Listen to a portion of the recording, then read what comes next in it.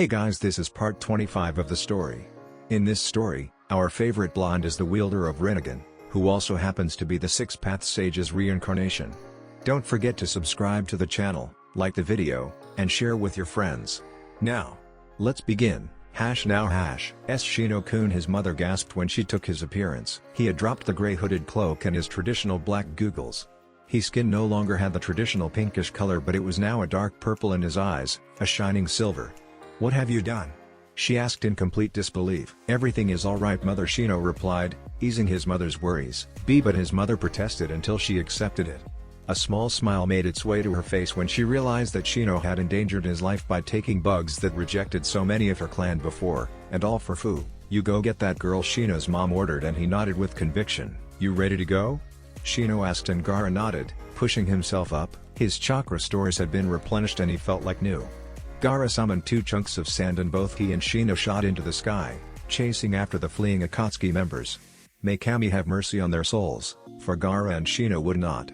With Tsunade. "You were always a fool," Senju Danzo said, approaching Tsunade's still form and bending down, flicking the blood on her lips. "Such a waste." Danzo's sides started raising again, never noticing several markings stretching from her forehead diamond figure and spreading around her body like a net. Indeed, Danzo's eyes widened and a small shiver ran up his spine at the coldness the voice carried. Danzo swiftly turned around only to see Tsunade standing and her arm stretched forward. His eyes widened when he felt the amount of chakra she was pouring in her fist. Her fist was almost glowing, visible to the naked eye. Smash! Danzo took the punch directly into his gut. He was lifted off the ground and split into two with the powerful uppercut, and cleanly split into two. Boom! Tsunade didn't realize just how powerful she was and took the rooftop of the Hokage Tower along with Danzo. The rooftop exploded, sending debris all over the surrounding areas, some crashing into nearby buildings. "Damn," Tsunade said, clearly shocked by the outcome. She looked around and spotted the two halves of Danzo in a pool of his blood. "That was easier than I expected," Tsunade chuckled to herself as she walked towards Shizune, who was looking around in oblivion. Confusion plastered in her face. "Did Tsunade-sama?" Shizune asked, blinking her eyes quickly. What happened? The last thing she remembered was bringing Tsunade her afternoon tea. "Danzo was messing with your head," Tsunade explained, but Shizune remained oblivious. Whatever illusion Danzo used had to have been powerful, to leave no memory of it behind. "Tsunade-sama." Tsunade recoiled at Shizune's piercing screech. "Are you alright?" Shizune panicked, noticing the smeared blood all over her chin. Yeah, Tsunade waved her off, much to her chagrin. "The bastard over there." Tsunade pointed her finger towards the bisected Danzo. "He thought he could take me out with poison," she laughed. "Poison? Can you think of anything more ridiculous?" "Me?" Tsunade pointed at herself. "Taken out by poison," as if Tsunade gloated, while Shizune just shook her head at her sensei's antics. "Tsunade-sama," Shizune shouted, and Tsunade looked alarmed at where Shizune was pointing. Tsunade barely had time to, as three kunais flew by, grazing her neck and drawing a small line of blood that quickly healed. Tsunade looked in bewilderment as Danzo stood up, looking at her with a cold face. Tsunade's head whirled around to where Danzo's body was supposed to be and found nothing, not even a pool of blood. "That's not possible," Tsunade said and frowned when Danzo said nothing. "So the outcome comes to this," Tsunade said, and Danzo simply nodded. "It was inevitable," Danzo simply replied in a flat tone. "I should have known that even this particular poison wouldn't be quick enough to kill you." Danzo sighed in resignation. "I do commend you on it. It worked remarkably fast." "Where did you get it, Danzo, old chap?" Tsunade asked with curiosity, cracking her knuckles in anticipation. "It's amazing what alliances can do, is it not?" Danzo rhetorically asked. "So the poison came from Kiri?" Tsunade inferred, but Danzo said nothing. "They always had the most exotic poisons." "Indeed," Danzo replied just before his hands blurred together. "Fuuten, Shinkagyoku." Danzo took a deep breath and quickly exhaled several blasts of wind chakra. Tsunade immediately ducked and dodged to the side, watching as the wind bullets dug themselves in what remained of the walls. Tsunade ran forward, sidestepping another wind bullet and closing the distance between herself and Danzo. Danzo jumped backwards as Tsunade's fist crashed in the ground, making the earth rumble around them. Dokagiri. Shizune exhaled a large cloud of purple mist, heading straight towards the now immobile Danzo. "Fuuten, Daitapa." Danzo countered with a strong gust of wind, sending the poison mist right back to Tsunade and Shizune. Tsunade rose a single leg and smashed it on the stone floor, making a heavy rock jump into the air. With a fierce punch, she destroyed the boulder in front of her, hurling chunks of it against Danzo. Danzo was caught completely unprepared for said attack.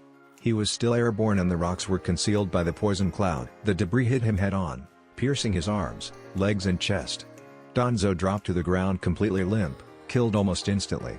Once the poison mist had cleared, Tsunade approached the fallen man and crushed his head with a single leg. "Stay dead, old mummy," Tsunade snarled. However, her eyes widened in disbelief when Danzo seemed to shimmer out of existence right in front of her. "Tsunade-sama!" Shizune shouted, and Tsunade's head whirled around, only to come face to face with Danzo. Danzo took a single kunai, and before Tsunade could react, Danzo had pierced Tsunade's gut with it, letting blood pool to the ground. Tsunade gritted her teeth and tried her best to ignore the stabbing pain. She grabbed Danzo's outreached fist so that he couldn't get away, and with her other hand she punched Danzo so hard in the face that his head was cleaved completely off, making the rest of his body fall limply to the ground. Tsunade groaned as she plucked the kunai from her stomach and sighed in relief as the wound closed almost instantly. She looked back to where Danzo was only to find his body missing once more. "This is getting annoying," Tsunade thought to herself, gritting her teeth as she looked around, trying to find where Danzo would pop out this time. Tsunade, however, was completely taken by surprise when Danzo materialized himself right in front of her. She tilted her body to the side, allowing Danzo's kunai to pass by unharmed. Tsunade crouched and kicked Danzo in the sternum, sending flying and crashing into the nearby rubble. Tsunade waited patiently as Danzo dug himself out of the rubble and got up, dusting off his clothes.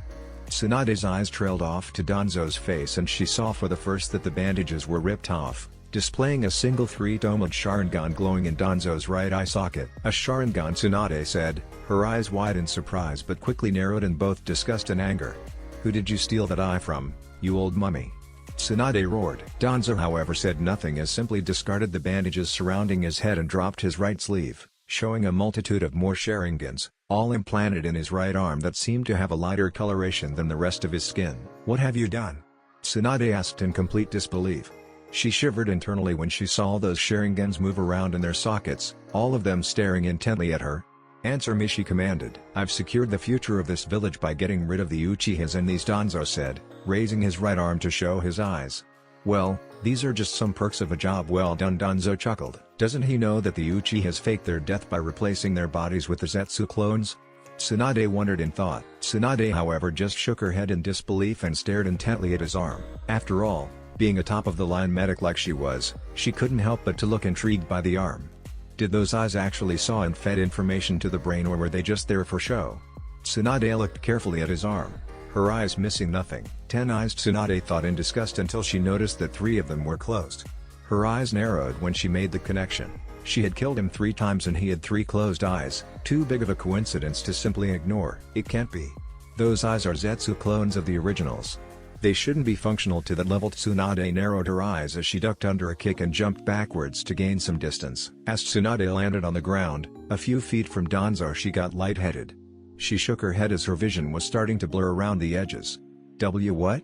Tsunade thought in confusion as she steadied herself on the wall and took a long and deep breath. "Tsunade-sama!" Shizune yelled, seeing her teacher leaning on the wall. She rushed towards her to immediately start a diagnostic jutsu. She didn't get far as Danzo intercepted her and delivered a solid blow to her stomach, following with a kick to her head. Shizune crashed against the wall and crumbled to the ground unconscious. "About time," Danzo said, making Tsunade raise her head slightly from the wall to look at him in confusion and anger. "Do you think I would came here unprepared?" Danzo asked, raising a single eyebrow. "No, my lady. Everything was prepared from the very beginning," Danzo began. "Shizune administered you 2 poisons, thinking she was simply adding sugar to your tea." Danzo chuckled and Tsunade slid to the ground, leaning her back on the wall. "The first poison did its job, forcing you to use your Byakugo no Jutsu. By using that ability, you fastened your metabolism, allowing the second, much slower acting poison to quickly become effective. But here is the trick." Danzo paused before continuing. "The second poison will not kill you or cripple you permanently. It acts on the chakra network, not stopping its flow or anything but simply disrupting it. This is why you are lightheaded. This poison isn't actually harming anything in your body, and that is why your precious technique cannot do anything about it." Danzo finished, but Tsunade couldn't even reply. It was like she was staring at empty walls. "This is the end for you, Hokage-sama," Danzo spat, channeling wind chakra through her kunai and raising it into the air. Chopping her head would most likely be the only way to kill her. After all, her healing technique was still going strong. "Reikiri," Danzo groaned, jumping backwards to avoid the lightning jutsu from Kakashi. "Step away from Lady Tsunade," Kakashi warned, putting himself between Danzo and Tsunade. Kakashi turned his head slightly, only to catch a glimpse of Tsunade collapsed against the wall, in some sort of trance. Physically he could tell that she was unharmed. Shizune however was knocked out, lying on the ground near a pile of rocks. Kakashi turned his head backwards to one of the elders of the village, one of the advisors of the Hokage herself. "Danzo, this is how far you have fallen?" Kakashi asked, his voice taking a dangerous tone. His Sharingan instantly flared to life. He would take no chances against someone as seasoned as Danzo. In his prime he had been almost as strong as the third Hokage himself. This doesn't look good, Kakashi thought grimly. Danzo was a top-tier shinobi like him, but Kakashi had always been limited by his chakra levels. Taking into account he had just made 2 shadow clones to carry Yugao and Hayate to the hospital, things weren't looking too easy. "Where is Minato-sensei and the rest of the Bat clan when we need them?" Kakashi groaned and bent his knees when he saw Danzo dashing forward. "I bet they could solo Danzo in under a second," Kakashi whined in thought, parrying a strike before lashing out a kick. Danzo jumped backwards to gain some distance and took a deep breath. Fuuten, Daitapa. Kakashi channeled chakra to his feet, grounding himself against the powerful gust of air. The moment Kakashi felt the gust of air slowing down, he moved into action. His right sparkled with lightning chakra as he burst forward, leaving a trail of dust behind. Danzo scoffed at being underestimated like that. His Sharingan caught Kakashi's movements and he simply sidestepped Kakashi's attack. Danzo caught Kakashi's arm and flipped him above himself, smashing Kakashi into the ground. Kakashi groaned as he hit the ground hard and his Reikiri dispelled from the impact. Danzo swiftly took a kunai and impaled Kakashi before he could even blink. However, to Danzo's surprise, Kakashi merely puffed in smoke to reveal a simple piece of rubble. Kaden, Gukakyu no Jutsu. Danzo rolled to the side, avoiding the deadly fireball that flew just over himself. Before he could regain his bearings, Kakashi was already upon him, lashing out fast and brutal strikes. Kakashi threw a fast punch straight at Danzo, who merely parried his strike to the side. Kakashi's extended arm grabbed Danzo's head by the scruff of his hair and pulled him down, smashing his face right into one of Kakashi's knees. Danzo stumbled backwards, bringing his hands to stem the blood flow from his nose. Kakashi didn't relent and simply swung around, mashing his heel into Danzo's face and sending the old man crashing into a nearby wall. A split second later, Kakashi's hands were already blurring through hand seals. Kaden, Ryuka no Jutsu. A powerful dragon-shaped stream of fire erupted from Kakashi's mouth and engulfed Danzo. Kakashi took no chances and kept his attack up for nearly a minute. He felt his own breath getting short and stopped his jutsu. When his fire attack dwindled down and the smoke cleared, there was nothing but scorched rock. Kakashi rose an eyebrow at the lack of remains but didn't think much of it. Kakashi turned around and started walking back towards Tsunade to help her. Rookie mistake, Kakashi. Kakashi's head snapped to the left, only to on the receiving end and a point-blank roundhouse kick. Kakashi groaned and spiraled through the air, crashing into the ground, hard. He shook his head, pushing the dizziness away, and rose to his feet just in time to avoid a wind bullet. His eyes nearly popped open when he saw the wind bullet dig itself in the rock a good 10 inches. His Sharingan caught movement and he forced his body to the side, barely avoiding another bullet. Kakashi replied with a few shurikens, stopping Danzo's wind jutsu. Kai, Danzo muttered beneath his breath, breaking a small genjutsu that Kakashi tried to cast on him. Apparently it had the desired effect and Danzo had lost track of Kakashi. Doten, Shinju Zanshu no Jutsu. A single hand from Kakashi popped from the ground, right beneath Danzo. But Danzo was in a cage-level shinobi for nothing and simply jumped backwards. Kamui. Danzo suddenly felt an inhuman amount of pressure near his chest. He couldn't even breathe properly. He saw the space around him swirling and it reminded him too much of Naruto's own technique. He didn't get to think much as a hole suddenly appeared in the middle of his chest, where his heart should be. Danzo collapsed to the ground dead and Kakashi appeared from the ground again. Breathing deeply. He had used a lot of chakra. If the battle had prolonged he would have lost. His Sharingan could see that Danzo still had a lot of chakra to spare. Same mistake. Kakashi's blood ran cold when he heard Danzo's voice in the back on his head, to close to comfort. Kakashi barely had time to replace himself with a piece of rubble, but no before taking a deep gash to his thigh. Kakashi appeared in the ground next to Tsunade and crumbled to the floor, cradling his leg. The gash had been mostly over the muscle and while not fatal, it would be painful and hinder his abilities that relied so much in speed and mobility. He had lost this battle. There was no other way to put it and now he needed to find a way to escape. Fuuten, Shinko. Danzo released a wind blade from his mouth, making Kakashi narrow his eyes. Doten, Doriyuki. Kakashi rolled over, placing both hands on the ground and raising an earth wall. He had calculated the trajectory of the wind blade and if he dodged, it would go straight towards Tsunade, who was immobile at the moment. The wind blade crashed into the rock and nearly cleaved it in half.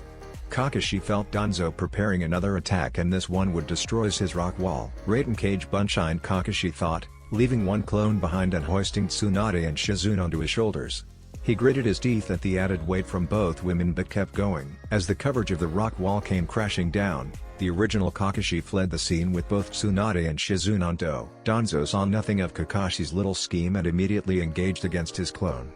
The clone, knowing that the original was already far away, took a blow and discharged itself on Danzo, electrocuting the man. Danzo gritted his teeth but bit back the pain as the clone disappeared. He quickly regained his focus and looked around to find nothing. Kakashi had ran away with Tsunade and Shizune. Danzo cursed his luck, his plan came crashing down so quickly. It was such a simple plan and he didn't understand how it could have gone so badly. With Hyoshi's help he had already replaced the Anbu commander in another few Anbu and key locations with his own men. The latter part of his plan was attacking the village in broad daylight. Usually he kept to the shadows but it needed to be done. He needed to kill both Tsunade and the current clan heads of the major clans. The old clan heads were too ingrained in their own ways, too loyal to Tsunade and Hiruzen. The kids however, they were still fresh, still young, still naive. They could be molded under Danzo's watchful eyes, allowed to flourish under his command. Naruto and Hinata would be a problem but the Akatsuki should deal with them. The only unknown variable were the dragons. Danzo had no idea where Tsunade had unearthed such talent, such raw power. A single member was capable of taking S-rank missions alone and, as a group, they were nearly invincible. I shall deal with them when the time comes, Danzo thought to himself, giving chase to Kakashi. With the Hokage dead, Anbu command follows to the Anbu commander and the Shinobi Council. With Tsunade dead and most of the clan heads as well, Danzo would have full command over Konoha's Anbu forces. Adding to those his own root shinobi and this coup d'etat would be successful. Finally Danzo muttered, catching a glimpse of Kakashi. He had a job to finish. Kakashi cursed his luck when he felt Danzo rapidly approaching. He needed some type of distraction and one that didn't cost chakra, something he was running low on. Kakashi was hoping from rooftop to rooftop. The streets were desert. The civilians have already been evacuated. The huge explosion over the Senju compound had initiated the village's war protocol. The problem was that the Anbu was not responding properly to the threats and with the Hokage down. Kakashi shook his head, he couldn't cloud his mind with such problems. He had enough troubles as it was. He had to find a way to heal Tsunade but for that he needed to wake Shizune but he couldn't do that either with Danzo on toll. His first thought of seeking aid in the Senju compound with Gaara but if that explosion was anything to go by then they were very busy. The Anbu at this point could not be trusted. Yes! Kakashi nearly shouted as he jumped down into an alley. He felt Danzo getting closer and closer. He knew exactly who to request aid to and now he only needed a small distraction to get there. Kakashi's hand went straight to his pouch and he took a simple and normal kunai. And now for a small genjutsu, Kakashi thought happily. He would summon the man that even someone like Danzo feared above all others. I got you now, Danzo said as Kakashi was a mere feet away. Kakashi however quickly turned around and threw a kunai at him. Danzo chuckled at the obvious attempt to stop him and simply allowed the kunai to whistle by his shoulders harmlessly. His eyes widened as the kunai passed by his face and he saw exactly what type of kunai it was. It wasn't a simply kunai with a blade and no hilt. No. It was a three-pronged kunai with kanji written on the handle. Impossible. Danzo thought in panic when the kunai was replaced with a bright flash of yellow. Danzo squinted his eyes at the brightness of the flash. His eyes caught movement and he immediately placed both arms in a cross shape, blocking a powerful kick. Danzo groaned as he was sent flying downwards into the ground but managed to flip midair and regain his footing. Danzo looked up and his blood ran cold. Senju Naruto was crouching on top of the building in front of him. His long blonde hair swaying in the wind and the blood-red eyes to match. Danzo involuntarily took a step back and gulped at the face of the enemy he knew he couldn't defeat. He suddenly sat on the building and supported his head with a simple hand. What have you been up to, Danzo? Naruto asked with a bored look. Danzo however simply shivered at the coldness of his voice. Danzo had to plan this very thoroughly if he wanted to escape with his life. Not even the Izanagi would save him from someone like Naruto. I knew this would happen eventually, Naruto started, breaking Danzo from his thoughts. The war took its toll on you. You see enemies everywhere when there are none. You were supposed to be busy and Kuma, Danzo pointed out. Got bored, Naruto waved him off. Dealt with the exams and had nothing to do until Kakashi called. And imagine my surprise to find him carrying my unconscious grandmother, Naruto stated, narrowing his eyes at Danzo. I guess that not even Nagato was a match for you, Danzo muttered, gritting his teeth. No Jounin hopeful can stand up to me, Danzo. I thought you knew that? Naruto rhetorically asked. Danzo however took a step back at the answer and narrowed his eyes at Naruto. His Sharingan started spinning as he looked at his opponent for the first time. And he found something completely strange. His chakra levels were barely above those of a Ganon. A stray thought came to Danzo and he hustled a kunai at Naruto. I guess the fun is over. Naruto grinned as he exploded in smoke, reveling a grinning Kakashi. Better luck next time. Dansoken Kakashi did his trademark wave as he was hit with a kunai and burst into smoke. Danzo cursed his luck for being deceived by a simple transformation. He immediately looked around, hoping to catch a small trail leading to Kakashi. Sniff sniff, there he is, Danzo thought happily and resumed the chase. That Jounin would pay dearly for his games. With Kakashi . Kakashi couldn't help but laugh at the face Danzo made when he realized he had been deceived. The man got so red with anger that he thought he might burst at any time. He even put his Sharingan to shame. Kakashi had arrived where he wanted and he released a sigh of relief when he saw the compound was undamaged. Hyuga clan compound, at the same time so weak. So pathetic, Hiashi sneered, his lips curling in disgust as he looked down at the unconscious form of Hana, his ex-wife and current Hyuga clan leader. Hiashi looked around to see battles going around. He still had some loyal members of the previous main house. This clan has been reduced to nothingness. We used to be the strongest in Konoha and now look at us. Hiashi shook his head in shame. But no matter. Everything can and will be fixed, Hiashi said with conviction, pulling his arm back to deliver the final blow. Hiashi thrust his arm forward, but before it could hit Hana it was blocked. Before Hiashi could react to this, his Byakugan caught sight of a leg heading his way. Hiashi jumped backwards, avoiding the kick, and landed a few feet from Hana. He rose his head and finally saw the face of the one who blocked his final attack. Hyuga Neji was glaring at him and standing in front of Hana in a protective manner. His Byakugan was already active and his clothes and skin showed signs of battle. Looks like Neji had fought his way inside. I can't allow you to harm Hana-sama, Uncle Neji said seriously, taking the standard Juoken position. Neji, my greatest failure, Hiashi greeted his nephew. You hated the main family, and yet here you stand in front of them, protecting them. I didn't hate the main family. I hated you and a select few others, Neji corrected. Uncle or not, I will not allow you to harm Hana-sama, Neji replied. You think you can take me on? Hiashi chuckled lightly before gaining a serious face. Very well. Come Neji, Hiashi said, beckoning Neji to come, and the battle was on. Neji rushed forward to meet his match. His long black hair flowing with the wind as he ran towards Hiashi. Uncle and nephew clashed fists, streams of blue chakra swirled around them, each clash coming with a resounding bang. All around them the fighting stopped to see both Hiashi and Neji battle each other. While Hiashi had far more experience in battle, Neji compensated that by being stronger and faster.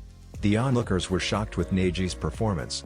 They always knew that he was a prodigy, but to be on par with the former clan head was nothing short of amazing. Even though Hiashi had experience, he was having trouble hitting his Neji because of his speed. Mere seconds after the battle had begun, Hiashi saw an opening as he blocked a strong punch. Neji overcommitted on the punch, putting him slight off balance, but only a taijutsu master like Hiashi would be able to capitalize on that. Hiashi pushed his punch backwards, forcing Neji to stumble ever so slightly. Two blue glowing fingers shot forward, blurring towards Neji's open shoulder to close his tenketsu. Time seemed to slow down as Neji saw the incoming strike and simply smirked. He instantly regained balance and crouched ever so slightly. Hiashi's strike passed safely over his shoulder and Neji took his opportunity. His arms blurred together as he delivered a flurry of Juoken strikes to Hiashi's outstretched arm. Hiashi squirmed in pain, feeling his tenketsu being forcibly closed on his arm. He retaliated with a kick to his sternum, forcing Neji to jump backwards. He feinted an overcommitment, knowing that I would take advantage of it. He's grown well, Hiashi chuckled in thought, opening the tenketsu on his arm.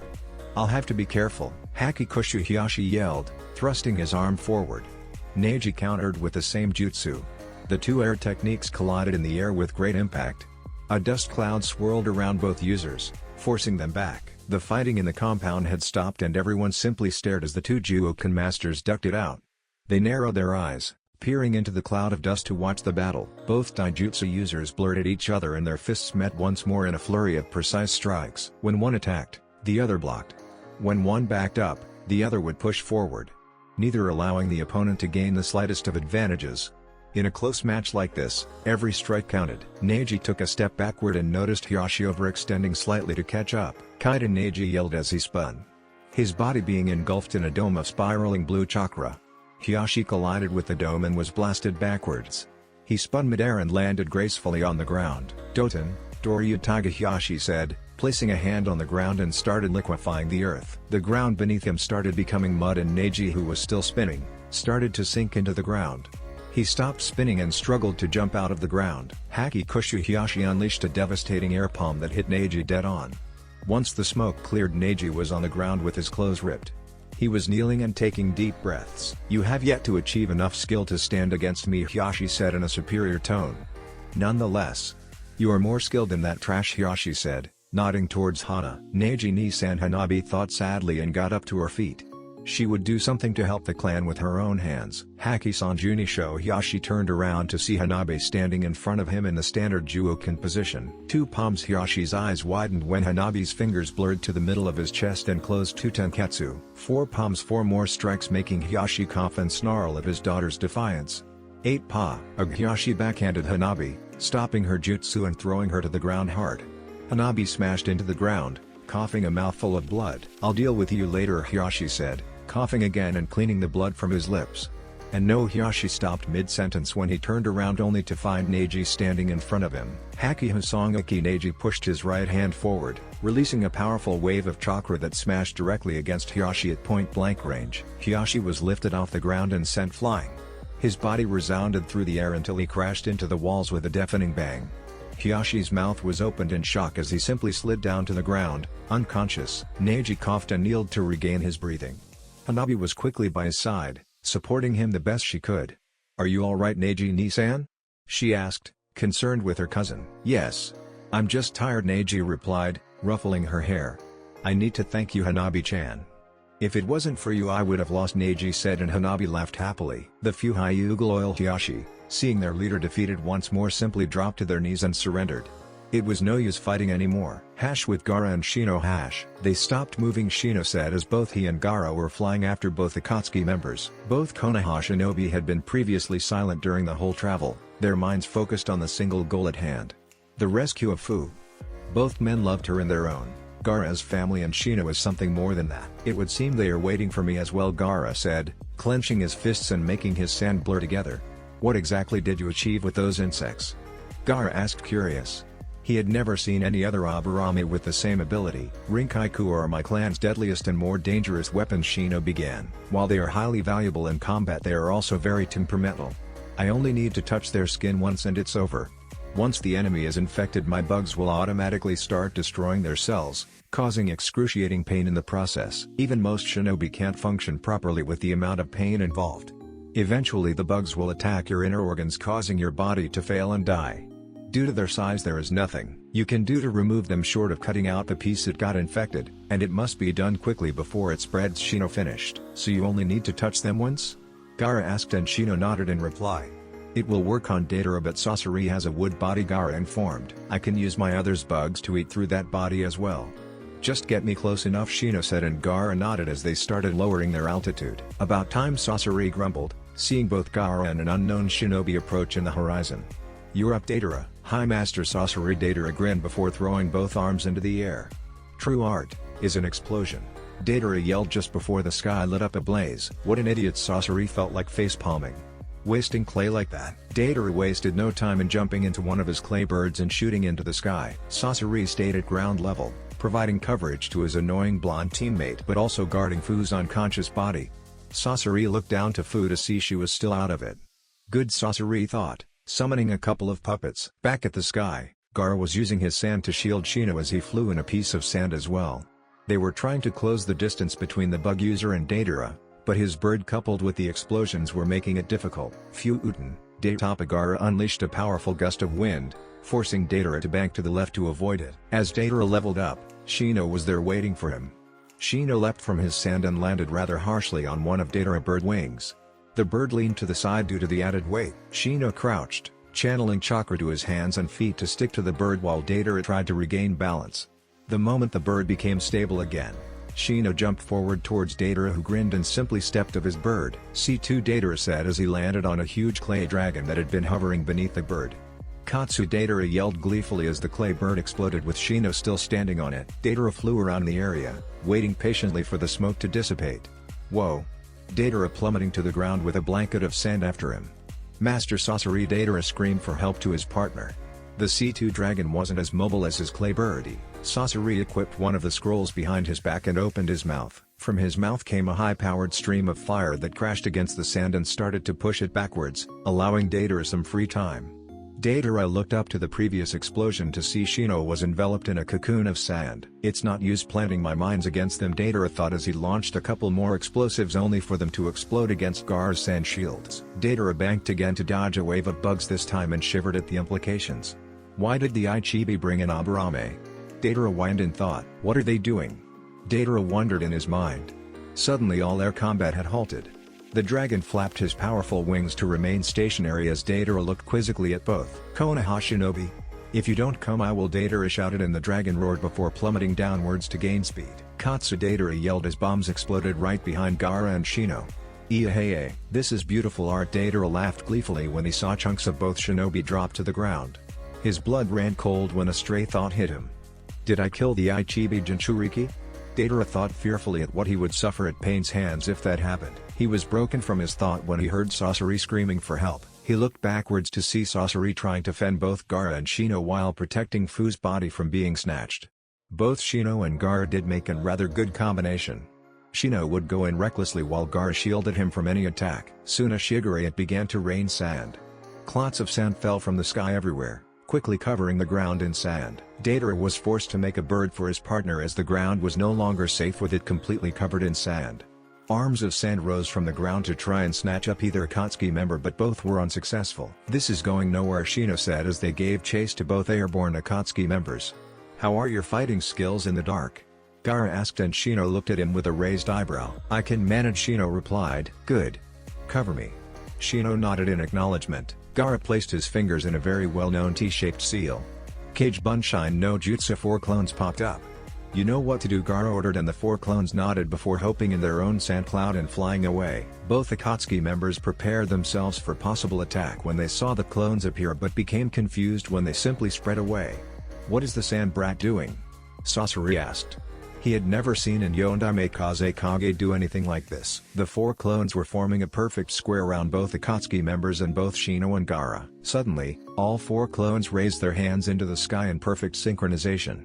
Yamio Yukeru, all clones chanted together as the sand on the ground started grumbling.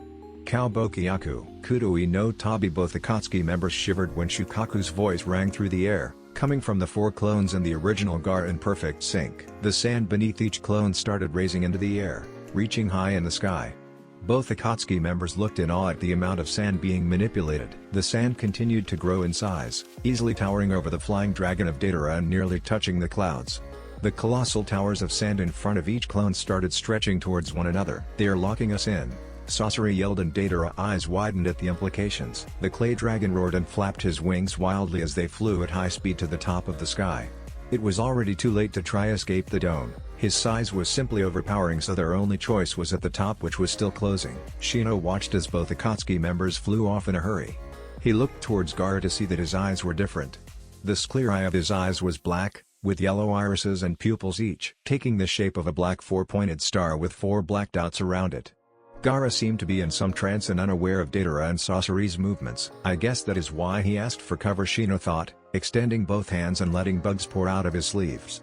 In the blink of an eye the bugs had crossed the distance and started disrupting the Akatsuki members. Katsu, Datara yelled, blasting those insects back and killing a bunch of them. Shit. It's closing fast, Datara yelled and groaned when his dragon banked left, chunks of bugs clenching to his wings. It's too late, Sasori muttered beneath his breath as the last ray of sunshine was blocked off and the dome closed around all 4 shinobi, leaving them in pitch black darkness. On the outside of the dome, several kanji started spreading over the outer layer, forming a lock on the top of the dome. Foon. Gaara roared as the seal on dome glowed briefly before disappearing from view. Gaara's eyes returned to normal and he kneeled on the sand cloud, gulping air and trying to regain his breathing. Gaara-san, Shino said, but his voice seemed to escape him. Gaara-san, he yelled, but the sound barely came over as a whisper. Even Shino had to focus on his hearing to hear a shout. What is happening? Shino thought, getting uncomfortable with the situation. He stiffened when he felt a hand land on his shoulder and felt a presence in his mind. Gaara-san? Shino thought. I'm here, Gaara replied mentally. Are you okay? Shino asked, and Gaara nodded mentally in reply. Yes, Gaara answered. This technique takes a good amount of chakra. If it wasn't for Shukaku I couldn't have managed it, Gaara explained. What's this? Shino asked in amazement. His initial worries forgotten, one of my more powerful jutsus, Gaara began. I like to simply call it the Void, Gaara said. Shino raised an eyebrow at the name but moved on. Besides being pitch black in here with no sunlight coming in, I built this room similar an anechoic room. The walls absorb all types of vibrations, making as quieter as possible. All forms of sound are nearly nullified. And then it gets interesting. Being in an ambient with no light and sound, in sensory deprivation, the mind begins playing tricks with you, Gaara chuckled, his laugh laced with the Ichibi's chakra, giving him a sinister edge to it. The max I managed to stay in here was a few hours, and that was without enemies inside. And the last ability is the sealing array on the outer shell that you can't see. To put it simply, we are all trapped here as long as I see fit. Should I ever fall in battle, the dome will start to shrink by itself, crushing anyone inside. The walls are reinforced with Shukaku's chakra, and not even Datara bombs could bring this down. Their only way out is through space-time ninjutsu, and I seriously doubt they possess such skill. We are affected as well, Shino countered. We are blind and deaf as well. You perhaps. I can feel those vibrations the walls absorb, and I know exactly where both are, Gaara explained. Ready? Gaara asked, and Shino nodded. Gaara dropped his hand from Shino's shoulders and Shino was again shrouded in darkness. Shino started releasing his bugs into the air and spreading them around so he could map the dome at least. Darkness. Absolute, pitch black darkness. Datara ahead was swinging fearfully around him. He couldn't see anything. If it wasn't for feeling the dragon beneath his feet, Datara could swear he was asleep or even dead. Master Sasori, Datara yelled but heard nothing in return. What happened to my voice? Datara gulped. He shifted his hair from in front of his eye to reveal a small camera. But even that caught nothing but darkness. Who's there? Datara asked, feeling a gust of wind running over his head. Datara shook his head and tried to think of possible solutions to this. He remembered being trapped inside some sand dome with Sasori. How long have they been trapped in there? Something clicked inside Datara head and he suddenly released a clay bird. He made sure to let it fly for a while before exploding. Then it came. The explosion in a distance, lighting up the darkness momentarily. There was no sound coming from the blast, but the brief moment of clarity allowed Datara some peace of mind. He wasn't going crazy. He was simply trapped inside some sand trap. He even managed to catch a glimpse of Sasori and the small nod he gave him in acknowledgement. Yosh! Let's bring this place down, Datara yelled to no one before launching his arms into the air and started pouring small clay birds. Artisan explosion, Datara bellowed gleefully as the dome lit up ablaze. Hundreds of explosions could be seen in the distance, smashing against the hardened sand. TSK, Datara scoffed, seeing his bombs not even scratching the walls. And even if it did, the walls simply reformed instantly. You lose, Datara shivered when a voice rang behind him. He immediately turned around, jumping backwards in the process. Even with continuous blasts providing some much-needed light, he barely caught track of fist coming for him. And he did what anyone else would do. He brought his arms and blocked the strike. Datara caught Shino's hand and replied with a kick with his sternum. Shino coughed and exploded into bugs. Weakling, Datara replied before focusing on making more bombs. Arg! It came without warning. He collapsed to his knees as he felt the pain as strong as 100 daggers sinking into his stomach. Groaning and screaming with anguish, he writhed about on the dragon, clutching his arms. His eyes were watery with the sheer pain and his breathing came out in sharp, shallow rasps. Sweat dripped down the side of his face and covered his forehead in a thin sheen. Help, Datara croaked. His desperate tone made his words almost inaudible. Losing control of his clay dragon as he plummeted to the ground, landing rather harshly. The dragon simply melted away into a white substance, quickly being absorbed by the moving sand on the ground. He trembled in the floor, looking hopelessly as his arms disintegrated in front of his own eyes. Eaten away by some purple substance as it made its way up his arm and onto his shoulders. To make matters worse, he could feel tendrils of sand wrapping themselves around his body. The first wrapped itself around his chest, binding him to the ground. The next came over his mouth, preventing him from screaming and muffling his moans of pain. Another one over his nose, preventing him from breathing as he was slowly dragged downwards into the depths of the earth. I didn't even manage to show my final art, was Datara's last thought as his body crumbled to dust and was swallowed by Gaara's sand, buried deep on the ground, where no one would even find his remains. Only Sasori is left, Shino thought happily. Datara had met his end and honestly, Shino felt no remorse. He had it coming. Gotcha. Shino's eyes widened when he felt arms of wood wrap themselves around his body, restraining any movement. How come Shino's bugs didn't feel Sasori coming, and how did he even find him in this darkness? Gaara's sand came flying at top speeds and immediately crushed the wooden puppet. Although the harm had been done, Shino had been pierced through his shoulder. Though the wound itself wasn't life-threatening, the poison injected into his veins was.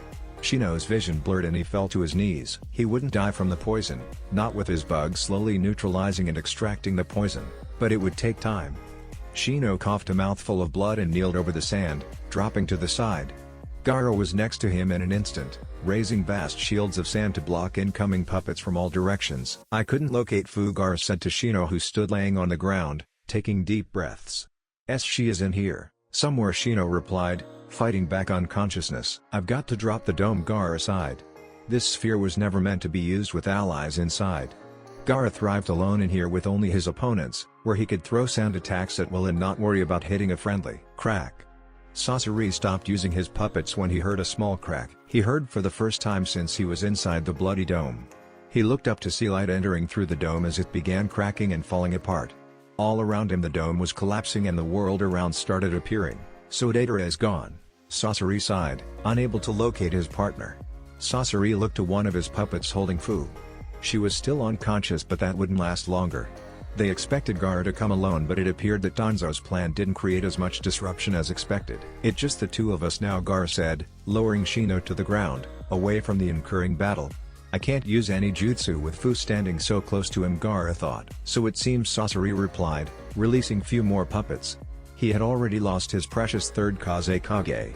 He was now using his own body with dozens of puppets simultaneously. Gaara raised his hands and immediately sand rose from the ground, chasing Sasori, who used his puppets to slice through the sand. A scroll glowed briefly on Sasori's back before he started releasing a stream of flames. Gaara immediately commanded his sand around him, forming a solid wall against the incoming fire. Shinshin Happa, a puppet, flanked around Gaara's defensive walls and spat a rapid stream of countless senbon. Gaara immediately sent his left arm right, raising a shield of sand to lock the deadly weapons. Another puppet flanked him from the other side, forcing Gaara to close himself completely in sand. Gaara was trapped inside a solid cocoon of sand, taking fire from the original Sasori and his puppets. Sabaku, the cocoon exploded in a wave of sand, engulfing the stream of fire and instantly crushing both puppets. Sasori jumped backwards, dodging the wall of sand that crashed in his location. Fuuten, Mugen Sajin Daitapa. Gaara took a deep breath and unleashed a chakra-coated sand cloud, destroying every single puppet and pushing Sasori backwards. Time to stop playing around, Sasori said, dropping to the ground and placing a single scroll on the ground. Hyaki no So, and Sasori opened his right chest compartment to emit 100 shurika strings, each linking to an already existing puppet. Gaara watched in wonder at the countless puppets floating in front of him. Being from the Sand Village, he had grown knowing puppetry was fairly common art in the village. But even Chio's limit was 10 puppets at once. Sasori even surpassed his brother Kankuro, who was always obsessed with his puppets and rather skilled in his chosen craft. Die! Sasori yelled gleefully. His 100 puppets stood straighter before plunging downwards towards Gaara. They were so many in number and so clotted together that they blocked the sun, forming a cloud of death heading towards the Ichibi Jinchuriki. Gaara was about to raise his arms and command his sand when he heard a rattling inside his mind. Let me out, Shukaku snarled from inside his mindscape. I wanna play too, Shukaku whined childishly. Fine, Gaara sighed in defeat and making Shukaku celebrate and joy. Kushios no Jutsu, Gaara said, running a bloody thumb over his forearm, right over a raccoon tattoo. Ichibi no Shukaku, Gaara said as the ground trembled. All around him the sand rose into the sky like pillars. Yahoo! From inside the sand came a gleeful screech. Sasori's eyes widened, making his puppets halt the assault when he laid eyes upon the towering summon in front of him. A sandy brown-colored tanuki with black cursed seal markings spread all over his body. Jagged, concave mouth and the sclerae of its eyes are black, with yellow irises and pupils that each takes the shape of a black four-pointed star with 4 black dots around it. A single tail waving menacingly and Gaara on top of his head. In front of Sasori stood none other than Shukaku, the Ichibi. About time, Shukaku screamed, relinquishing at his newfound freedom. Yes, Gaara sighed. Naruto was lucky with his Baijuo. Kurama was a reasonable being, and with him being a fox he mostly slept all day. But Shukaku, he was like a kid on a sugar rush. Let's play. Fuuten, Rinkuden. Shukaku took a deep breath and pounded his stomach, firing a highly compressed air ball from his mouth. The ball traveled very fast, leveling the forest on its path, and along with it, several puppets. Score! Shukaku cheered before pumping in more air. Fuuten, Rinkuden Fuuten, Rinkuden Fuuten, Rinkuden Fuuten, Rinkuden. Sasori watched in despair as the Baijuo in front of him proceeded to stomp on his 100 puppets. His eyes widened when a particular attack came too close to comfort, forcing him to summon a few puppets to take the blow for him. Shukaku Gaara snarled, watching the last attack get too close to Fu's body. "Watch your aim or so help me Kami, you will never see the light of day again," Gaara warned, and Shukaku rubbed the back of his head. "My bad," Shukaku chuckled weakly while Gaara just sighed in exasperation. Shukaku looked around and spotted the last of the puppets. "Let's end this with a bang," Shukaku said, nearly jumping with joy while Gaara had a sinking feeling in his gut. "Please no," Gaara thought, closing his eyes in the hopes his worries weren't warranted. Baija Udama. "Oh dear." Gaara watched in disbelief as Shukaku unleashed his most powerful attack against the remaining puppets. A purple sphere shot from his mouth and in the blink of an eye and smashed against the puppets, lighting the sky ablaze in a maelstrom of fire. The earth shook as the fire in the sky consumed every remaining puppet, leaving nothing behind. "Not even ashes." "That was fun," Shukaku said, coming down from his high while Gaara just shook his head. Sasori for his part was rooted in place. What was he supposed to do against a Baijuo?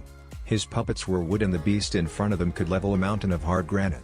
It was times like these he felt like crying and calling for his mommy. Ugh. Sasori was broken from his thought when he heard a grunt. His head snapped to Fu's direction to see her awakening and trying to shake away the dizziness. Sasori took the opportunity and did the only thing he could against opponents like Gaara and the Ichibi. Sasori wrapped his arms around Fu and pulled her up, shielding himself behind her and placing a kunai at her throat.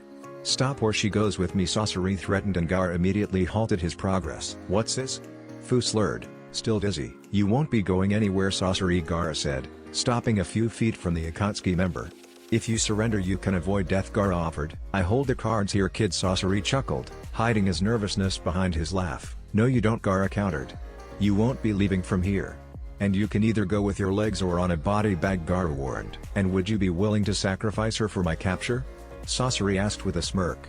"Anytime," Gaara replied without hesitation, making Sasori's eyes widen in disbelief. "So choose.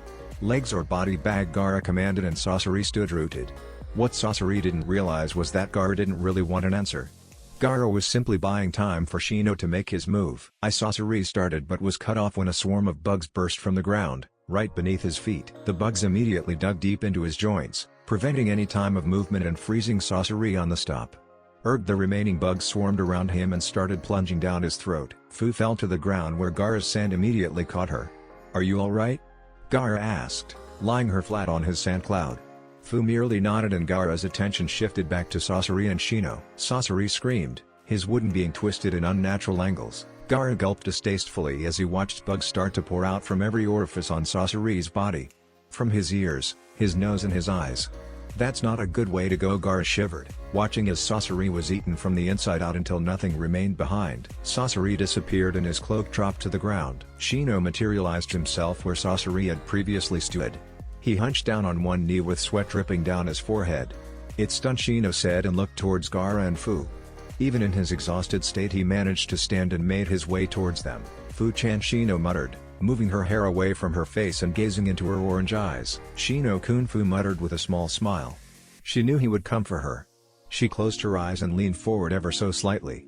The action was reciprocated by Shino and their lips met in a soft kiss filled with raw emotion. Gaara smiled softly and noticed that Shino could barely stand on his own legs. He chuckled quietly and used his sand to rise Shino into the same sand cloud. Fu snuggled into Shino's chest and both closed their eyes, comfortable in each other's company. Gaara jumped into another patch of sand and looked behind to see Fu and Shino lip-locked once again. "Get a room." Gaara couldn't refrain from shouting, "You didn't see me complaining when I caught you with Haku-chan." Fu snapped and Gaara's eyes widened in shock and he felt a certain warmth rushing his cheeks. "She's got you there," Shukaku chuckled. "Shut up," Gaara grumbled. "Everything is good when it ends good." With Danzo. A few minutes later. "There is no way to go now," Hatake Danzo snapped as he dropped down from the roofs. "I am not hiding anymore, Danzo-san," Kakashi said cheerily, making Danzo's eyes twitch. "I'll be leaving now," Kakashi said and started limping away. "You won't be going anywhere," Danzo said sharply. "I wouldn't be too sure of that," Kakashi began in a sing-sang voice. "Right, Hokage-sama?" Kakashi asked, pointing behind Danzo. "Even in my retirement I get to deal with this bullshit," Hiruzen muttered behind his breath as he jumped down, standing a few feet away from Danzo. "Hello, Danzo," Hiruzen said seriously. Hiruzen, Danzo replied back, staring at his former rival. "I had hoped you would leave your foolish endeavors and devious plots behind," Hiruzen said, but Danzo merely huffed in reply. "This village is but a shadow of its former self," Danzo said. And sometimes, you need to cut a few branches so the tree might grow bigger and healthier, Danzo said, blurring through hand seals. Futon, Shinkuha. Danzo took a deep breath and released a wind blade, heading straight towards the old Hokage. How right you are, old friend, how right you are. Hiruzen shook his head grimly, thinking back to the Uchiha clan massacre. Kaden, Karyudan no Jutsu. Hiruzen took a deep breath and unleashed a torrent of fire that swallowed the wind blade in the blink of an eye. Danzo jumped backwards into the walls of the Sarutobi compound and leapt high into the air. Futon, Shinkagyoku. Danzo took advantage of Hiruzen's still form during his jutsu and released several wind bullets that traveled at high speeds. Danzo narrowed his eyes when Hiruzen was hit, only to simply crumble to mud. Danzo felt a slight shift in the air behind him and looked backwards, only to be hit with a staff straight into the jaw. Hiruzen saw Danzo stumble and used the moment to extend his staff and slam it against Danzo's gut. His old rival took the blow and plummeted to the ground at high speeds. Boom! Once the dust had cleared, Hiruzen saw Danzo's head bent in an unnatural angle. It didn't take a genius to see that Danzo was clearly dead. It is done, Hiruzen said sadly and sat down on the ground, never noting the shimmer in Danzo's corpse. Squelch! Hiruzen's breathing hitched when he felt a kunai pierce through his chest. Such a rookie mistake, old friend. Danzo chuckled but was caught completely off guard when he saw Hiruzen chuckling as well. I'm not that old, Hiruzen replied before bursting into mud. Shuriken Cage Bunshine no Jutsu. Danzo's head snapped towards the voice only to find a sea of shurikens coming against him. He couldn't do nothing but be hit again and again until he dropped to the ground. His breathing hitched as he died again, the blood pooling on the ground. At the rooftops, Hiruzen swung his staff and looked around, waiting for his old friend to pop up again. Hiruzen felt a presence and turned to that direction immediately. He watched in fascination as his old friend appeared out of nowhere. He looked exactly the same. Hiruzen's eyes wandered over Danzo until he spotted one critical difference. When Danzo arrived here, his arms had 5 open Sharingan, but now there were only 3 left. Izanagi? Kushina asked out loud. Izanagi is a kinjutsu of the Uchiha clan, and their ultimate genjutsu Naruto started. By sacrificing an eye, the Uchiha can use this technique to gain the power to turn imagination into reality. It was said to be derived from my creation of all things, Naruto explained, and Kushina's eyes widened along those who didn't know of this. Tobirama is right, Naruto replied, getting a shocked look from Hiruzen. If the Uchiha clan had committed to the coup d'etat and used Izanagi, then Konoha would have fallen in a single night, Naruto explained, and Tobirama nodded. Izanagi, Hiruzen muttered behind his breath, and Danzo's eyes widened in disbelief. How do you know such technique? Danzo asked with shock plastered over his face. You underestimate me, old friend. Hiruzen chuckled and dashed forward, meeting Danzo head-on and delivering fast and brutal strikes. Danzo's head was still swirling with 100 thoughts on how Hiruzen knew of such hidden technique. Danzo pulled a kunai and parried Hiruzen's staff. He stumbled backwards due to the strength behind the swing. Hiruzen took the opportunity and kicked him in the chest, sending Danzo flying backwards. Danzo flipped midair and landed safely on the ground. His breathing itched when he felt a kunai being driven through his chest. Danzo looked backwards to see Hiruzen melting into mud after delivering the fatal blow. 2 to go, Hiruzen thought, pulling a couple of kunai and hurling them all around him. Danzo shimmered into existence only to take the full blunt of a couple of kunais. His widened as he died again. How? His voice strained in disbelief. You always were too predictable, Hiruzen replied. 1 eye left. This time Hiruzen felt Danzo shimmer into existence farther away from the battle. Hiruzen could feel him nearby but could not see him. Futon, Shinkuha. Hiruzen slammed his staff on the ground and jumped into the ground, avoiding the deadly wind blade. While midair, he felt another one approaching. He swung his adamantine staff and smashed it against the jutsu, dispelling it. Hiruzen landed on the ground and immediately slammed both hands on the ground. The earth rippled apart as an earthquake shook the ground and broke the earth apart. Danzo jumped out of cover when he saw the ground destroying itself and heading towards him. In the blink of an eye, Hiruzen was upon him and both shinobi engaged in taijutsu once more. They were equals in this art, except Hiruzen had one firm advantage, his summon in the form of his staff. Enma's hands appeared from his staff and wrapped themselves around Danzo's head, snapping his neck in an instant. Hiruzen let Danzo drop to the floor and watched as he disappeared once again and shimmered into existence a few feet away. No more seconds chances, Danzo, Hiruzen said in a serious voice. Danzo for his part stayed put, considering his next move. What was he supposed to do now? He had used all 10 of his eyes. Hiruzen was still in good shape and he had failed to kill Tsunade. I surrender, Danzo said while Hiruzen's jaw dropped in shock. You expect me to believe that? Hiruzen asked with a raised eyebrow. I'm finished, Danzo said and dropped to the ground on his knees. I won't be able to run away and my plan has failed. I knew what I doing when I started and knew the consequences should I fail, Danzo said, exposing his chest to reveal black markings. Urashishifun Hiruzen, noticing the seal activating, jumped backwards to gain distance from Danzo. He watched sadly as Danzo unleashed a large, black sphere around him that swallowed everything around and sealed it inside of his body, his life along with it. Danzo's body fell forward, dead. I truly hope you find peace on the other side, Hiruzen muttered, hoisting Danzo's body and taking him away. The roots of Konoha had been cut. Naruto vs Nagato #stare. That was all he could do. That was the only thing running through Nagato's mind at this point in time. His jaw was opened and his eyes widened in disbelief. He himself stood on top of the Geto Mazo, the biggest of any summons he could manage, and yet, it barely reached the knees of the colossal beast standing in front of him. It was completely silver in color, neither too dark nor light, with the exception of completely pitch black eyes, so dark that they could be mistaken by hollow sockets instead of actual eyes. Long, shaggy white hair that reached its waist with sharp, jagged teeth and two massive red horns protruding from its forehead. A samurai-like armor, forming robes, pointed shoes and body armor on its shoulders and waist. Over the armor, a large white garment, and on his back, bony and featherless wings.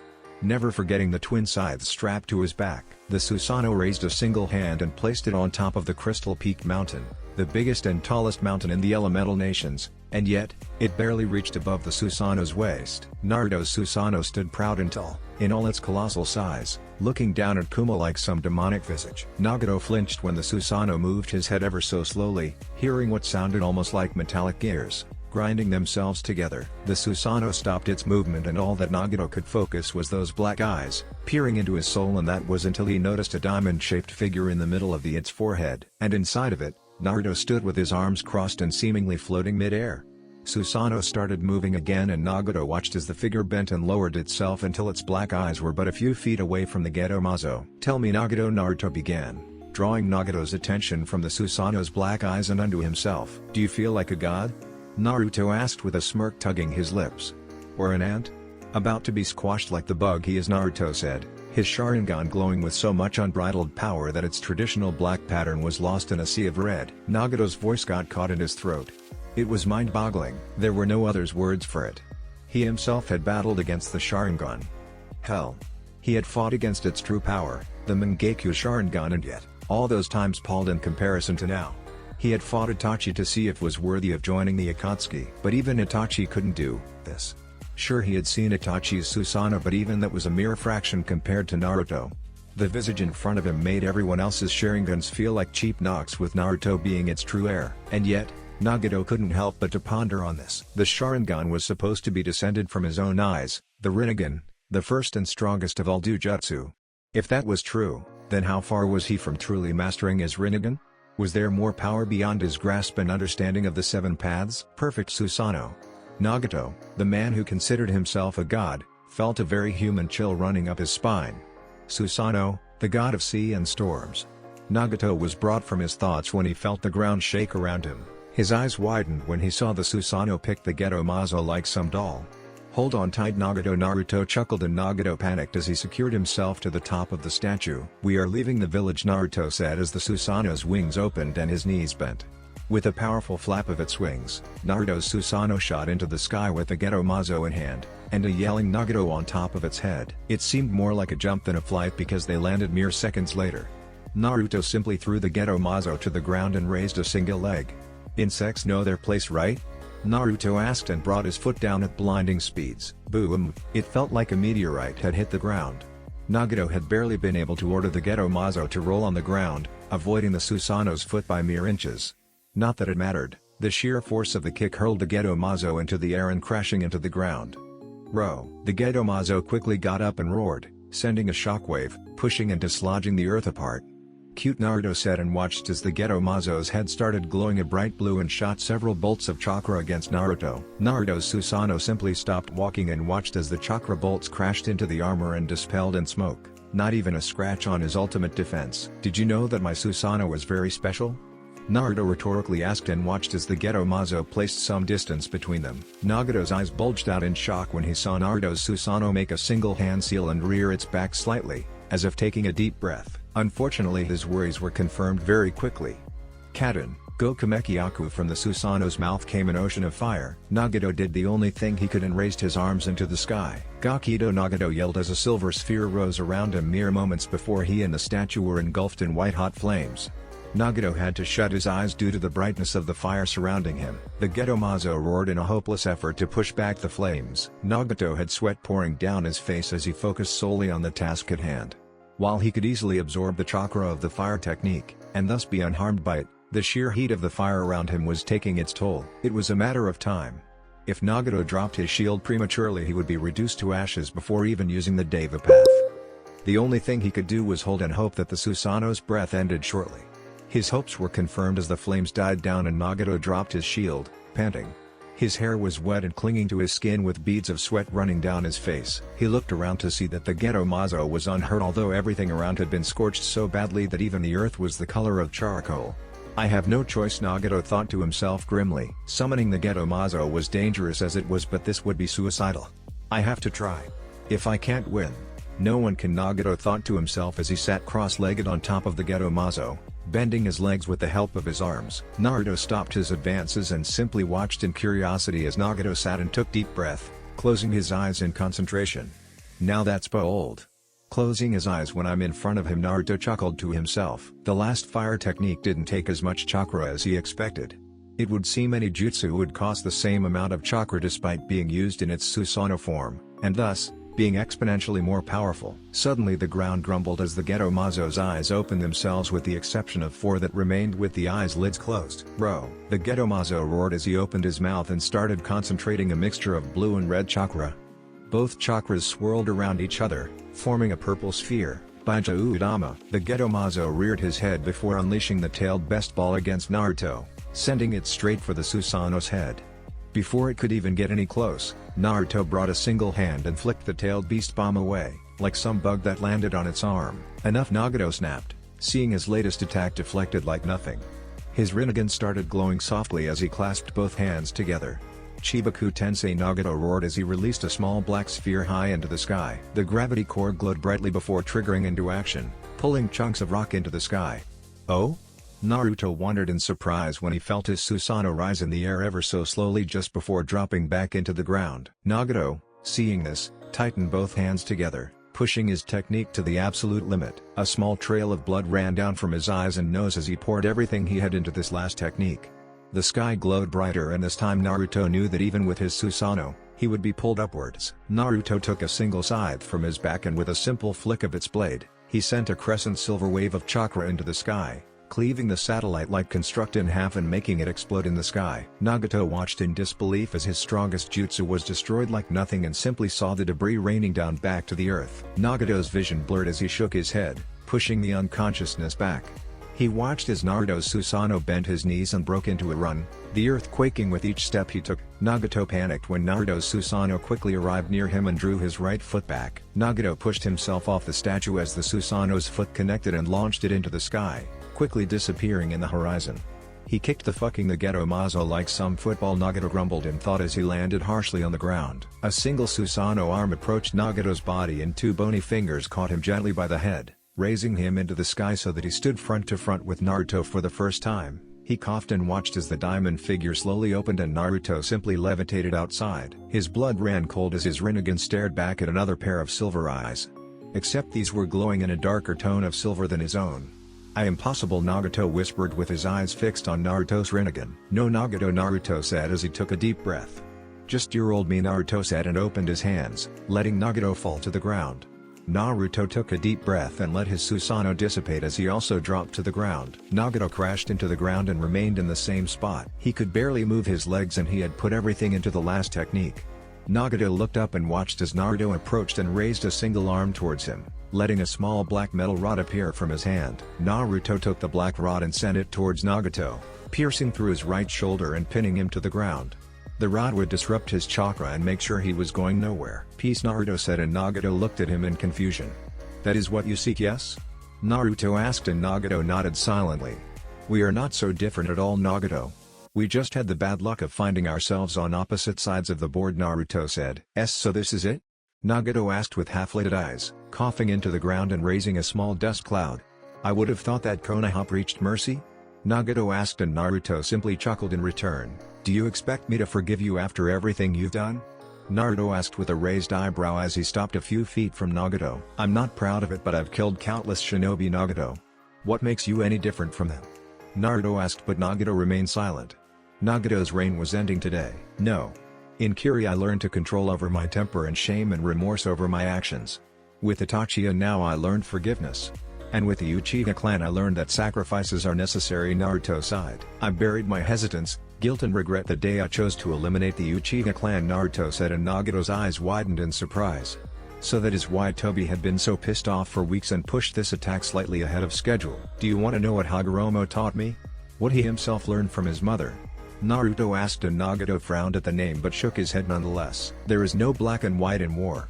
War is cruelty. There is no use trying to reform it.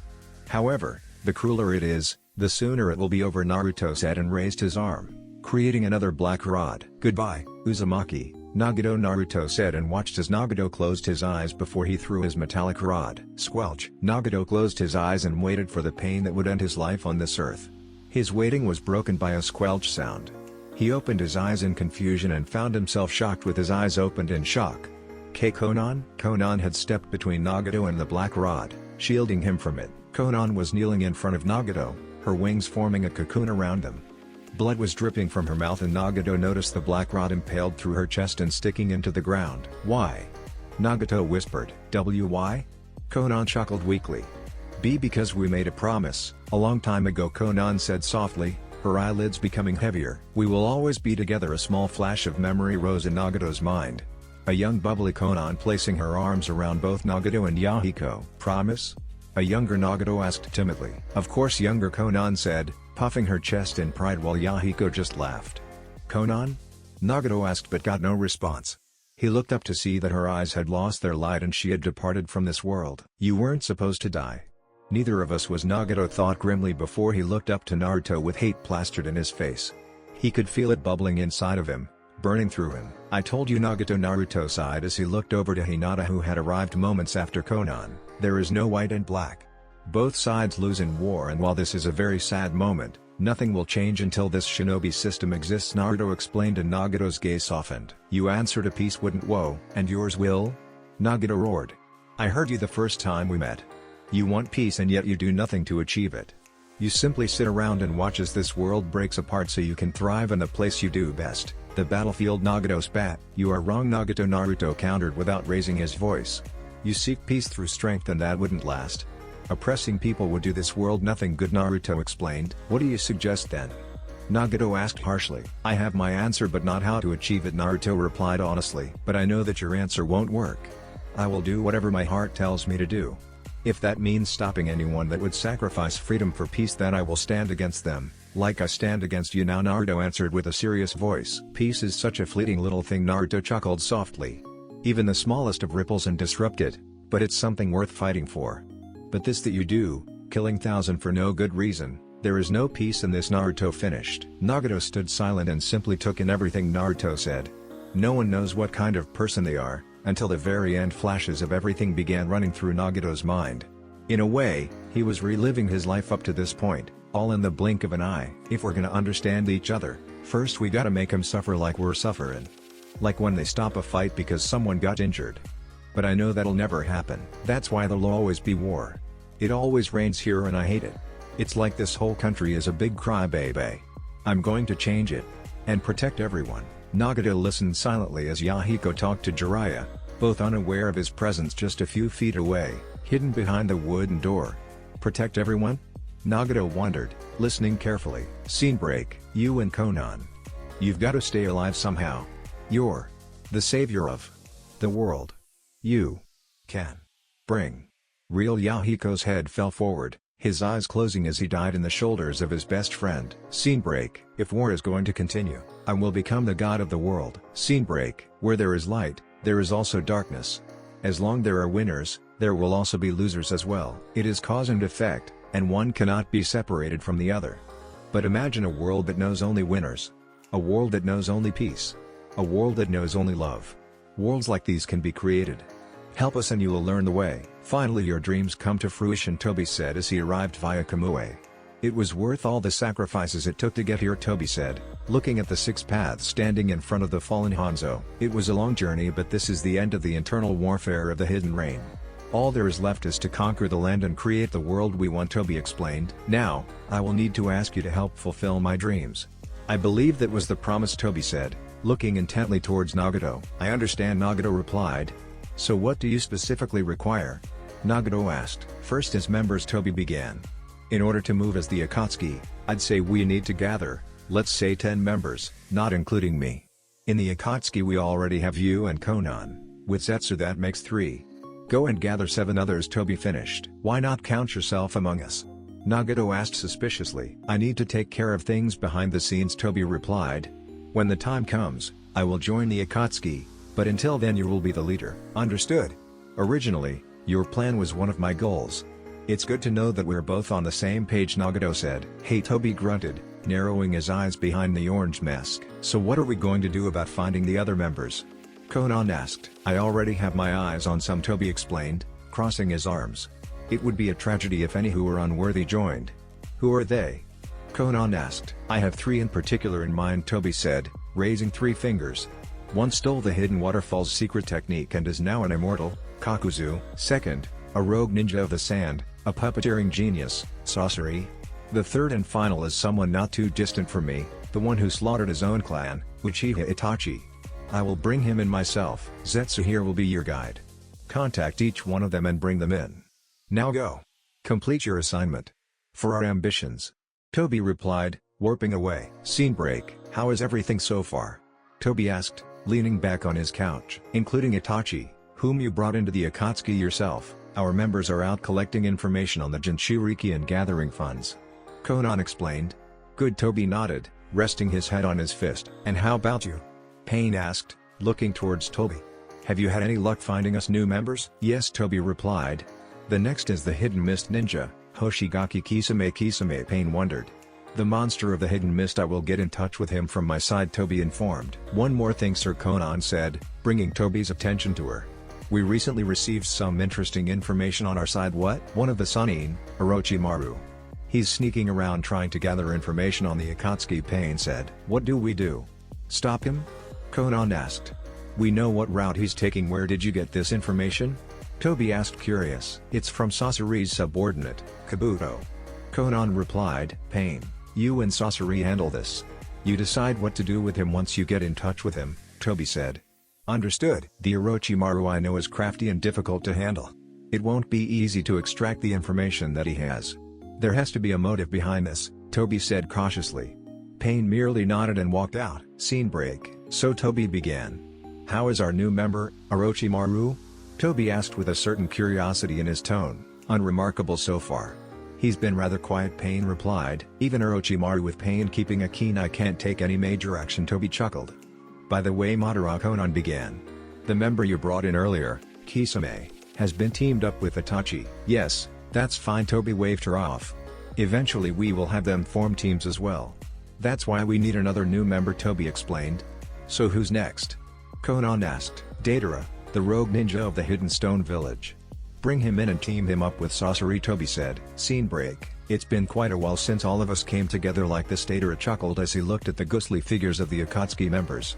What's the occasion this time? Kakuzu asked. The 10th and final candidate to join us has been located. Pain informed. Finally, and? Sasori asked. Orochimaru. Pain began, looking straight at Orochimaru. There's a new religious group calling themselves the Way of Jashin. Well, I guess you could call them a cult. I received information that recently the group succeeded in a certain experiment, Pain said. Oh, Orochimaru asked, raising his eyebrow in curiosity. And what would this experiment be?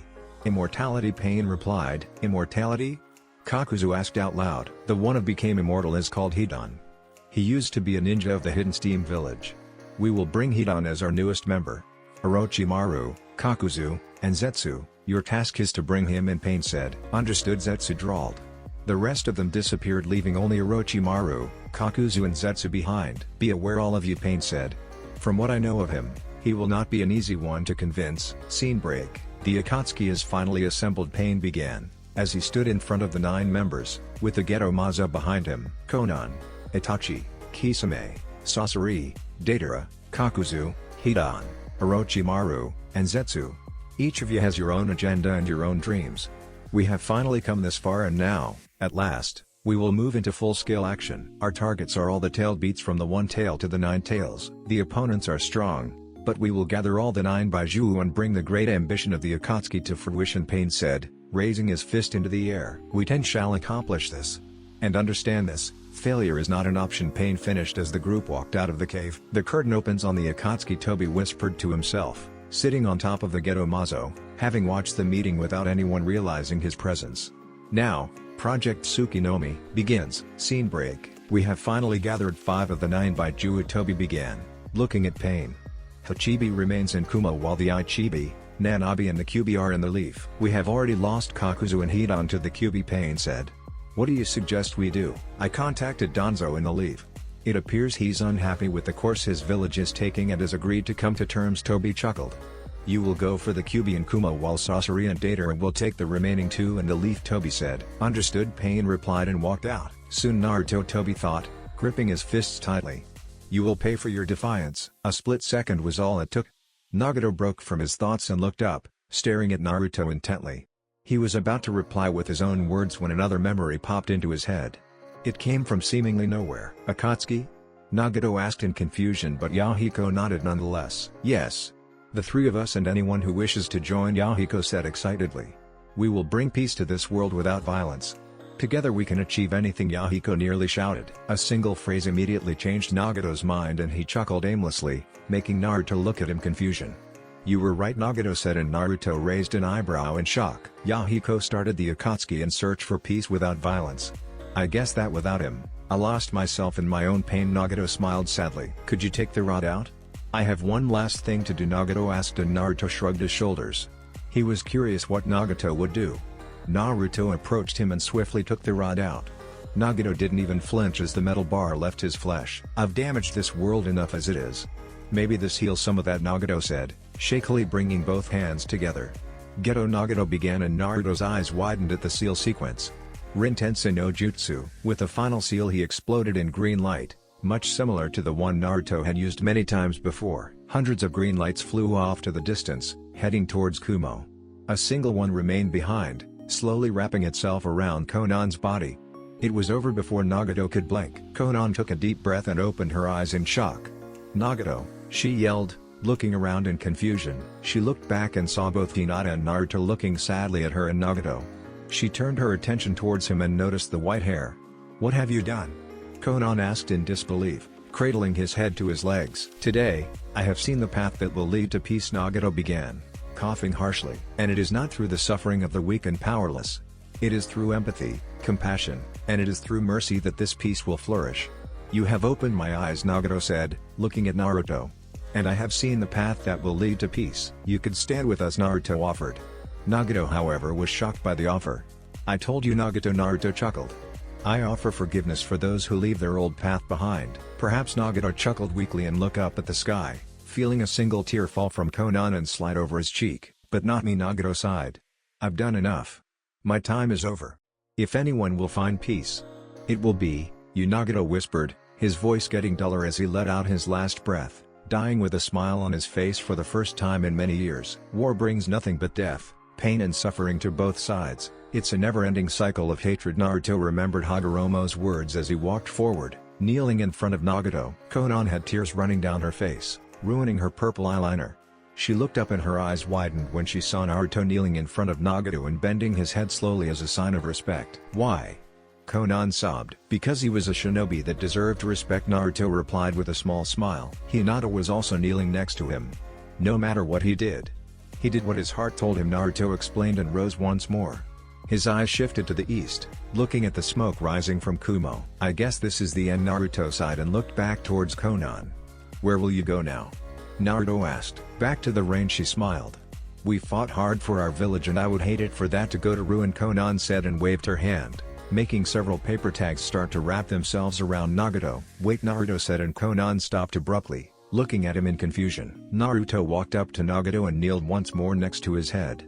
Before Konan could protest, Naruto plucked Nagato's eyes and placed them in a vial filled with a greenish fluid just before warping it to his dimension. What are you doing? Konan snapped. You dare to file him after everything?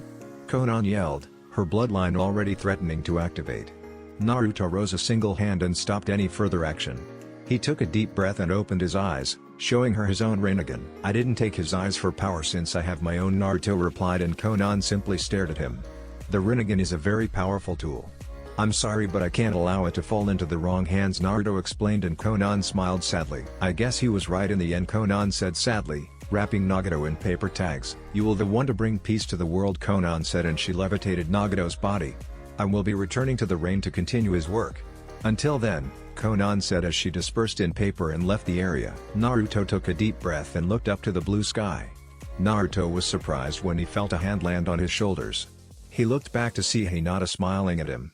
Naruto took her hand and started walking back to Kuma with her. Naruto was calmly walking when his feet hit something. He stopped and looked down in confusion, trying to find what exactly made him trip. It was Nagato's Akatsuki cloak. It was nearly ripped to shreds and covered in dust. Naruto bent down and picked it up from the ground, shaking the dust off. With a single glow from his eyes, the cloak mended itself back to its original form, free of tears and holes. What are you doing? Hinata asked with surprise when she saw Naruto repairing the Akatsuki cloak and putting it on as if he owned it. The Akatsuki was created to bring peace to the world, Naruto chuckled as he put on the cloak. I see no better way to honor his memory than to bear his mark, Naruto said, and Hinata smiled in acknowledgement. The old Akatsuki may be gone, but a new one had risen in its place, a better one. Mount Myaboku. Mount Myaboku, also known as the Mountain of Bewilderment, is the sacred place of the land of toads, the place where all the toads that Minato and Jiraiya have summoned live. It is home for huge and small toads alike. Mount Myaboku is a rich and beautiful land, whose ultimate authority seems to be the great toad sage. Shima and Fukasaku are both elders and sages, and they seem to have an even higher authority than Gamabunda himself. Gamamaru, more commonly known as the Great Toad Sage, is the oldest and most respected toad of all the inhabitants of Mount Myaboku. It is said that he has watched over the home of toads since the very beginning. Because of his age, the other toads affectionately call him Great Honorable Geezer. The prophecy is coming to pass, Gamamaru said out loud, startling Fukasaku. The prophecy? Fukasaku asked in confirmation, and Gamamaru nodded. But we had no news about the child of the prophecy. Is it Minato-chan? Fukasaku asked. A mischievous blue-eyed boy will unite the tailed beasts and change the world, Gamamaru recited. I can sense it. Half of this prophecy has already been fulfilled. Now there is only the last piece missing, Gamamaru smiled. But who? Who is the child of the prophecy?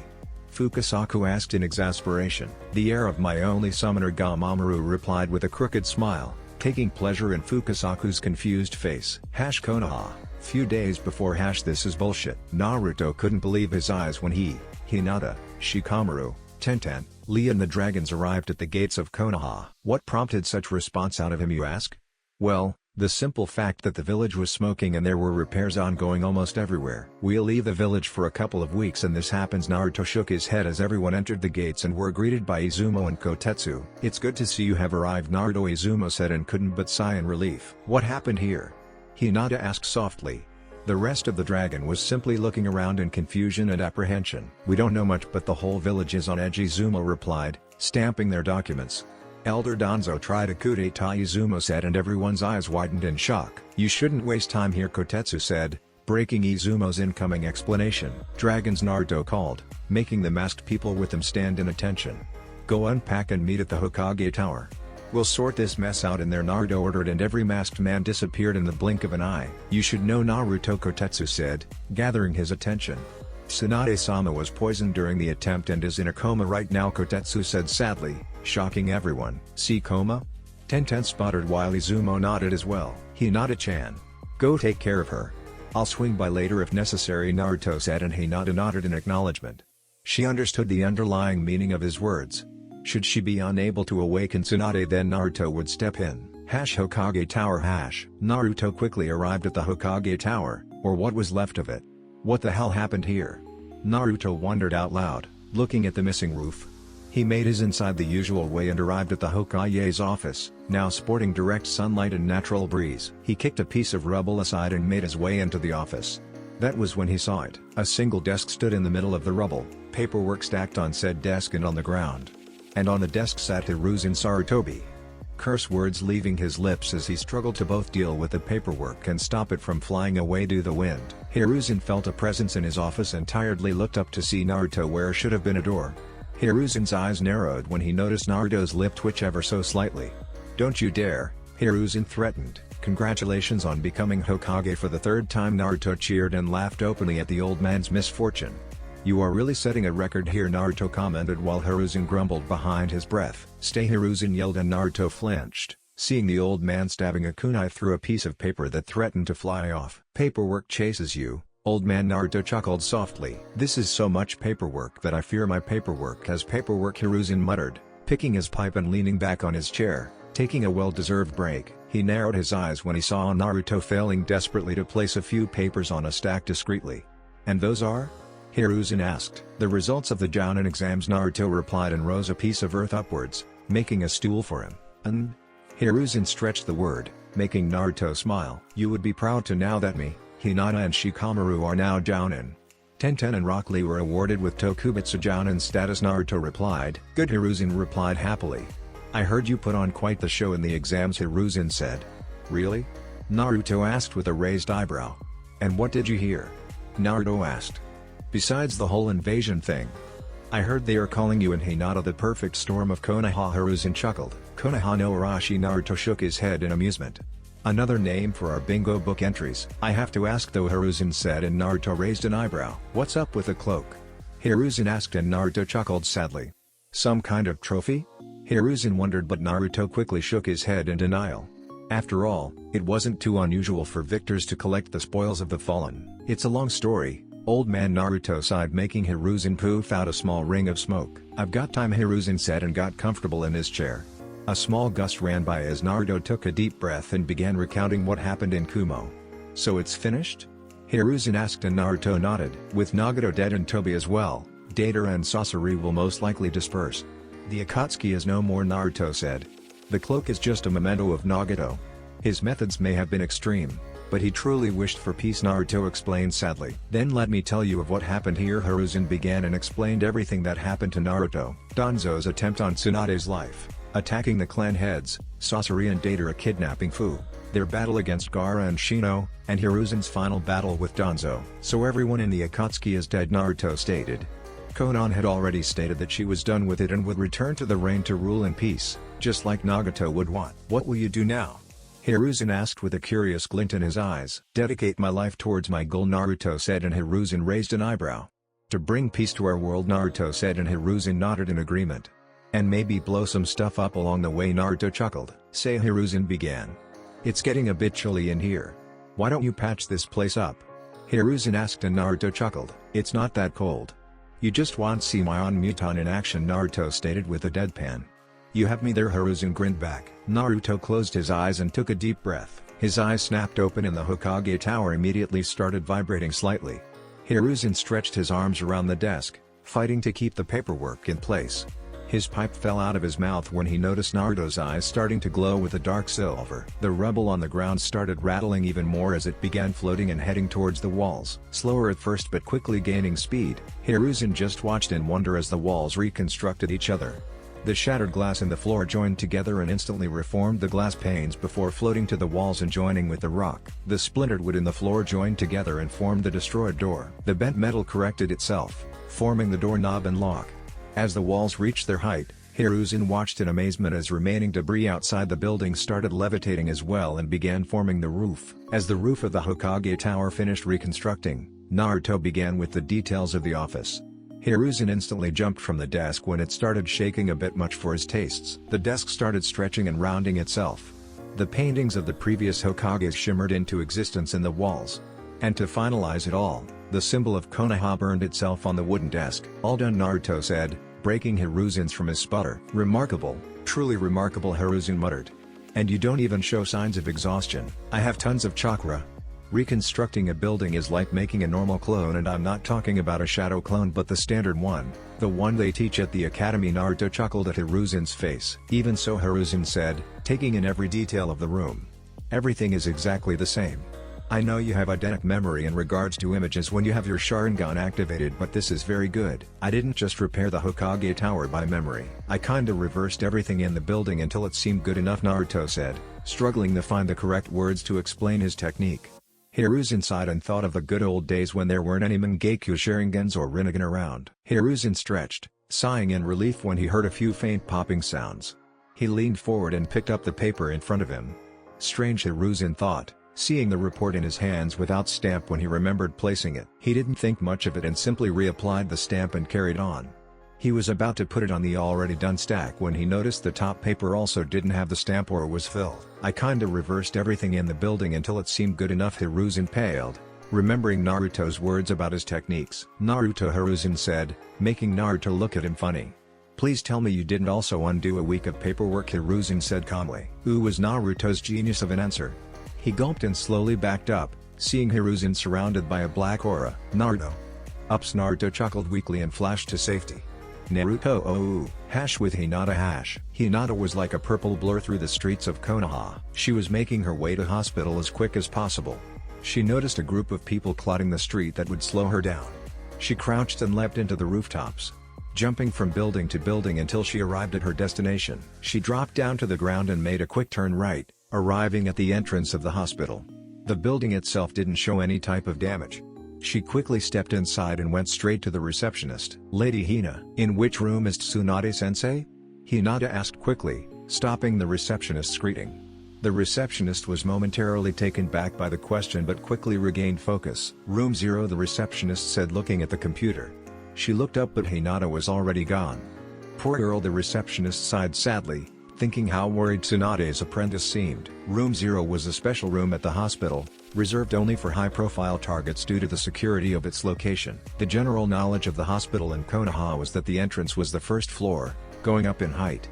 What few people knew was that the hospital also had several floors deep underground, connected by a main elevator. These floors were top secret and dealt mostly with research, dealing primarily in discovering and improving healing techniques but also poisons and viral weaponry. Hinata made her way to the elevator. An Anbu stood by it, arms by the side of his body in straight posture. The Anbu gave Hinata a slight nod to which she replied in kind. Hinata entered the pin code and the doors opened with a swoosh sound.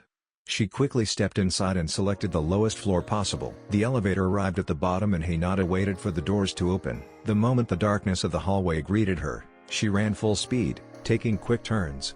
In the blink of an eye, Hinata arrived at the door of room 0. The door was close and the entrance was barred by 2 Anbu who stood guard. Hinata gave a small nod and one of the Anbu opened the door, allowing her entrance. The first thing she noticed is the dimly lit room. No windows and lack of lighting, coupled with the smell of high-powered cleaners, gave the traditional smell of death of a hospital. The second thing she noticed was the beeping sound of the machines connected to Tsunade, who was resting peacefully in the bed. Seating in a chair next to her was Shizune, failing desperately to keep her eyes open. Shizune's head slowly turned towards the door, dark circles under her eyes. Hinata-chan, Shizune said strenuously, her voice taking a harsher tone than usual. Get some rest, Shizune-sensei, Hinata said, helping Shizune prop from the chair. I tried my best but the blood analysis gave nothing and the mystic palm didn't respond to her chakra, Shizune explained. Don't worry. I will take over from here, Hinata said, and Shizune nodded quickly before leaving the room and closing the door behind her. Hinata turned her attention towards Tsunade, who laid on the bed. Her genjutsu had dropped and Hinata saw for the first time what she truly looked like under her disguise. She seemed much older than simply 50 years. Her brown, wrinkly skin looked like discarded, wrinkled paper left to itself. She could clearly see the contours of bones as if the skin was nothing more than a thin sheet. She looked so fragile, Hinata thought, a small tear trailing down her cheek. Did Tsunade put her genjutsu to appear strong when she in fact wasn't? Hinata cleaned her eyes with her sleeves and got to work with renewed strength. She pulled the white sheets down, leaving Tsunade covered only by the standard medical garb. Byakugan, she thought, her eyes flaring to life and several bulges appearing around them. She gazed into Tsunade's chakra network to see that she was filled to the top with chakra. Her reserves were filled to the max but her chakra seemed unstable and haywire. There was no discernible pattern to the flow when her chakra should be flowing orderly around her body. If she was unresponsive to chakra techniques then the poison must be affecting her network directly, Hinata concluded. She focused more intently on her chakra, skimming every inch of it. And then she found it. A small trail of chakra, similar to a baby corn snake, slithering around Tsunade's chakra network. This chakra had a very similar color to Tsunade's, so it had been harder to find. But now that she did, Hinata wouldn't lose it. She needed to find a way to extract this small chunk of chakra that was disrupting her network, almost like a genjutsu. If she wanted to extract all of the invading chakra, first she would need to trap it and stop its flow. And there was no one better than stopping chakra flow like a Hyuga. She started pulling her right arm back and forming a chakra needle at the tip of her fingers. She needed to wait to the best place to trap it. The parasitic chakra was fast, but Hinata was faster. Her fingers blurred forward, striking Tsunade's neck with deadly precision. She will be sore for a week though, Hinata laughed softly. She had to use a bit more strength than the usual Juuken strikes to stop the poison from forcibly reopening the chakra point. 2 more strikes and Hinata had trapped the poison in the chest area, blocking its access to her head and both arms. Hinata pulled both arms and waited patiently for the next chance to strike. Here she thought, and pushed forward, both arms blurring towards Tsunade's body in a flurry of strikes. The poison was now restricted solely to the chest area. She watched as the poison picked up speed by being enclosed in a smaller area. Hinata began to systemically tighten the perimeter around the poison, all the while opening the chakra points she had closed before, leaving the poison contained by a single layer of closed points. It took nearly an hour of opening and closing nearly all the 361 points, taking special care around the 8 gates, but she had done it. She had the poison trapped in a single chakra point. Now she only needed to remove it. Hinata flexed her wrist and a single senbon needle popped out. She placed the needle vertically to the chakra point and slowly pushed in, twisting the needle as it sunk into her flesh. With her Byakugan, Hinata tracked the progress of the metallic needle as it sunk an inch into her skin. Just a little more, Hinata thought, as the needle breached deeper into Tsunade's flesh and broke the chakra point manually. Hinata began removing the needle just as slowly as she entered it. Once the needle was out, Hinata watched as the poison leaked from the orifice, running down the skin and into the bed. Hinata took a sample of the poison and performed a small healing jutsu. Pleased that Tsunade began reacting to chakra techniques once again, Hinata reopened every single chakra point and let out a sigh of relief, watching the chakra running around her body like it should be, forming a perfect loop. Hinata pulled the sheets back to cover Tsunade and dropped to the chair.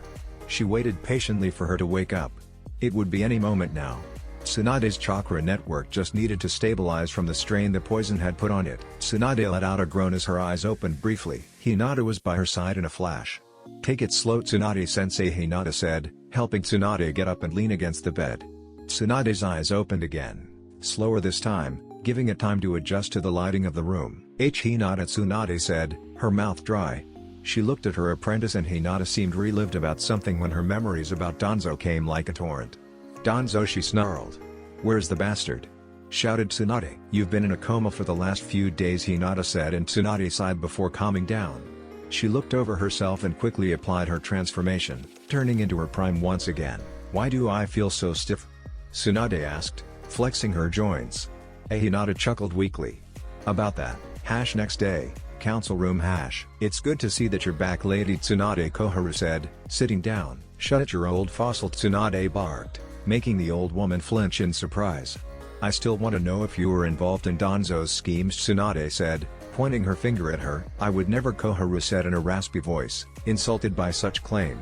Tsunade hummed in defiance but let it go. "That old fossil won't last much longer anyway," Tsunade thought, looking down the assembled council. The room was more packed than usual. Every clan had their heir behind them. It was a rite of passage in a way, to teach the heirs how the proceedings worked. The only difference now was that Shino was the clan head of the Aburame clan. Everyone turned their heads when they heard a slurping sound and watched as Naruto strolled into the council room with a bowl of ramen in his left hand and a pair of chopsticks. "West?" Naruto asked, but everyone just stared at him. "I'm hungry and this is going to last a while," Naruto said, ignoring the stares and walked down to the senju seat. "Naruto-san, if I may ask?" Inoiki said, and Naruto nodded to go forward. "About the cloak." Inoiki trailed off, pointing at Naruto's black cloak with red clouds. "Oh, for the love of Kami," Naruto said, rolling his eyes and shaking his head. "It's just a cloak, deal with it. I was nearly plummeted to the ground when Tsunade-bachan saw me yesterday," Naruto sighed. "Stop it, Father," Ino snapped at her father, smacking his head. "You know nothing about fashion. I'll have you know that cloaks are the new vests," Ino lectured. "Yes dear," Inoiki replied meekly, making Shara laugh at their antics. Tsunade cleared her throat looking intently at Ino. "Sorry Hokage-sama," Ino replied, embarrassed. "Yes," Tsunade trailed off, setting silence in the room to begin the proceedings. "We will beg, may I, Lady Tsunade?" Koharu asked, and Tsunade's head snapped to her direction, glaring at the old woman for interrupting her. Koharu took the glare head on, only gulping slightly at the killing intent she received. We received some interesting reports from Kumo I would like to revise first, Koharu said. And pray tell me what these reports have to say, Tsunade sighed. The meeting was already planned to be long, and with Constant's interruptions they would still be here tomorrow. They report seeing our beloved Yondaime and Nidaime Hokages, wearing the dragon uniform and fighting in the Kumo invasion, Koharu said, and an intense silence descended on the room. Tsunade's head snapped towards Naruto, who seemed to be looking at the roof, avoiding Tsunade's gaze. Impossible, Tsunade replied after a few seconds. Naruto discreetly cleared his throat and looked at Tsunade, who was still glaring daggers at him. I think not, Koharu replied. I think I speak for all of us when I say you kept these so-called 10 dragons of the leaf hidden long enough, Koharu said, and few nodded their heads in agreement. Everyone in Konoha wanted to see what was behind the masks, but the shinobi respected their Hokage's decisions. Naruto, Tsunade said, turning to her grandson. What do you think? She asked, and Naruto sighed. Why are you asking him? Koharu asked harshly. You're the Hokage, she said. I really don't like you, Tsunade said, and everyone's sweat dropped. The feeling is mutual, Koharu huffed in reply. Tsunade said nothing more, and everyone turned to Naruto, who was spinning his chopsticks in his hands, deep in thought. You know that their identities would come out eventually, Kurama said, and Naruto let out a sigh. I know, Kurama, Naruto replied in thought. I just kept postponing. Can you imagine the aftershock of everyone seeing their faces? And I'm not talking just about Konoha. This will have a big impact on the rest of the villages as well, Naruto thought before letting out a breath of acceptance. At least I have the backstory ready. Naruto nodded and immediately slammed his hand on the table, making everyone flinch at the sudden action. They were broke from their stupor by 9 clouds of smokes, right in the middle of the council room. For the first time since their creation, the 9 dragons stood before the council of Konoha. You already know the identities of the purple and brown dragons, Naruto said, and motioned for Hinata and Gaara to remove their masks. Everyone nodded in agreement. Hinata went to stand behind Tsunade, next to Shizune, while Gaara stood behind Naruto. Father Naruto sighed and the yellow dragon turned towards him. Naruto gave a small nod and everyone in the room held their breaths. Time seemed to slow down as Yellow moved his hand slowly towards his light yellow-colored mask. With a small click sound, the mask detached from his face. The first thing that became apparent was his bright yellow, spiky hair. The mask dropped to the floor and everyone just stared in shock at the man in front of them. Minato slowly opened his eyes, revealing his ocean-colored blue eyes. Minato Yondaime-sama, Hokage-sama. The whole room gasped, seeing the man that defeated the Kyuubi and lost his life 17 years ago, standing in the very same room with them. Is it really you, Minato? Inoiki asked, his face plastered with shock. Yes, Minato simply replied. How can we know for sure? Shukaku asked seriously. Both father and son were wide awake by now. I'm not exactly sure what to give as proof, Minato pondered. It's him, Hana replied from the Hyuga clan seat. Standing behind her was the chosen heir to the Hyuga clan, Hyuga Neji. Usually Neji would remain in control of his emotions like a Hyuga should, but this was too much. I would recognize his chakra anywhere, Hana explained. No offense, but your daughter is married to Naruto. I'm afraid you are biased in this, Inoiki countered. None taken, Hana replied kindly. Perhaps showing your Hiraishin? How about your Sharingan? Shukaku offered, and he felt every eye on him. Troublesome. It's known that Minato has Uchiha blood, and Naruto himself said that his father possessed the Sharingan. Shukaku sighed and everyone turned towards Minato and waited. Sure, Minato said, shrugging his shoulders. He chucked a kunai to the other side of the room and vanished in a flash of yellow. He quickly flashed back to the original position and turned to face the room, this time his eyes glowing red instead of the cold blue. The whole room felt a shiver crawl upon their spines. It was one thing seeing Minato with blue eyes and the other with one of the most powerful Dujutsu. Those red blood eyes gave a much more dangerous vibe. But how are you back? Koharu asked this time. Once again everyone's attention turned towards Naruto. Drop your masks, Naruto said, and every remaining masked dragon turned to Naruto, looking at him with apprehension. Do it, Naruto confirmed. One by one, every single dragon dropped their masks to the ground. Mito-sama, Tobirama-sensei, both Koharu and Homura shouted in the midst of the yelling.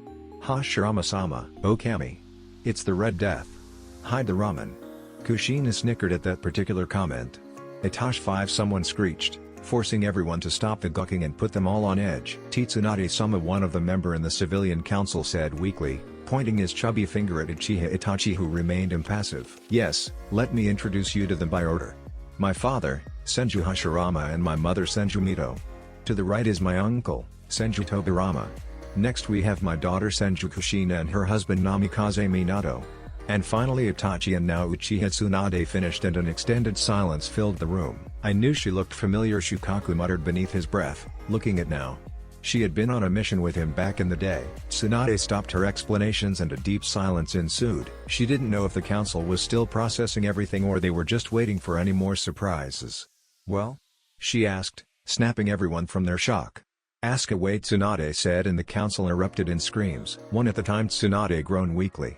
Everyone shut up almost instantly and looked between each other, silently choosing the first to ask any questions. If I may? Kuza asked, standing up. Everyone nodded for him to go on. I think the most obvious question is how they are here? Kuza asked and everyone turned to Tsunade, who in turn turned towards Naruto. Naruto was happily slurping on his noodles when he felt the attention of the whole room. What was the question? Naruto asked, rubbing the back of his head in embarrassment. Everyone's sweat dropped and Kuza repeated the question. Naruto sighed, taking a deep breath. I want to see you digging yourself out of this hole, Tsunade though. Resting her head on her interlocked hands. I guess I should start at the beginning, Naruto began, and everyone leaned into his words. I believe with you being clan heads you are familiar with the forbidden jutsu known as the Edo Tensei, correct? Naruto asked and every single shinobi in the room nodded. What is the Edo Tensei? A civilian member asked in confusion. Naruto looked back to Tsunade, silently asking for permission.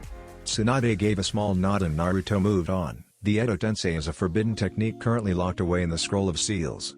This jutsu allows the user to essentially bring back someone who died under the penalty of giving up a living sacrifice. By sacrificing a life, the user can, in return, summon a dead person to serve him under his control, Naruto explained, and the civilian council felt a shiver crawl up their spines. Hokage-sama has granted me some leeway with this technique because I can summon the dead without sacrificing anyone by using my clones.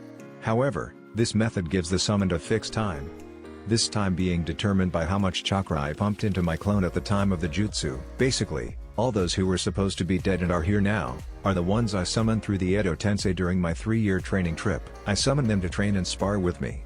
I guess, since my method isn't exactly a kinjutsu, I kept summoning them over and over again. Eventually when I came back to Konoha, my grandmother decided to create the group. The 10 Dragons of the Leaf, who were originally only 8, are the people who built Konoha and who chose to defend it even when death has taken them from this realm. Naruto finished and everyone stood silent, taking it all in. But Shukaku suddenly said before stopping.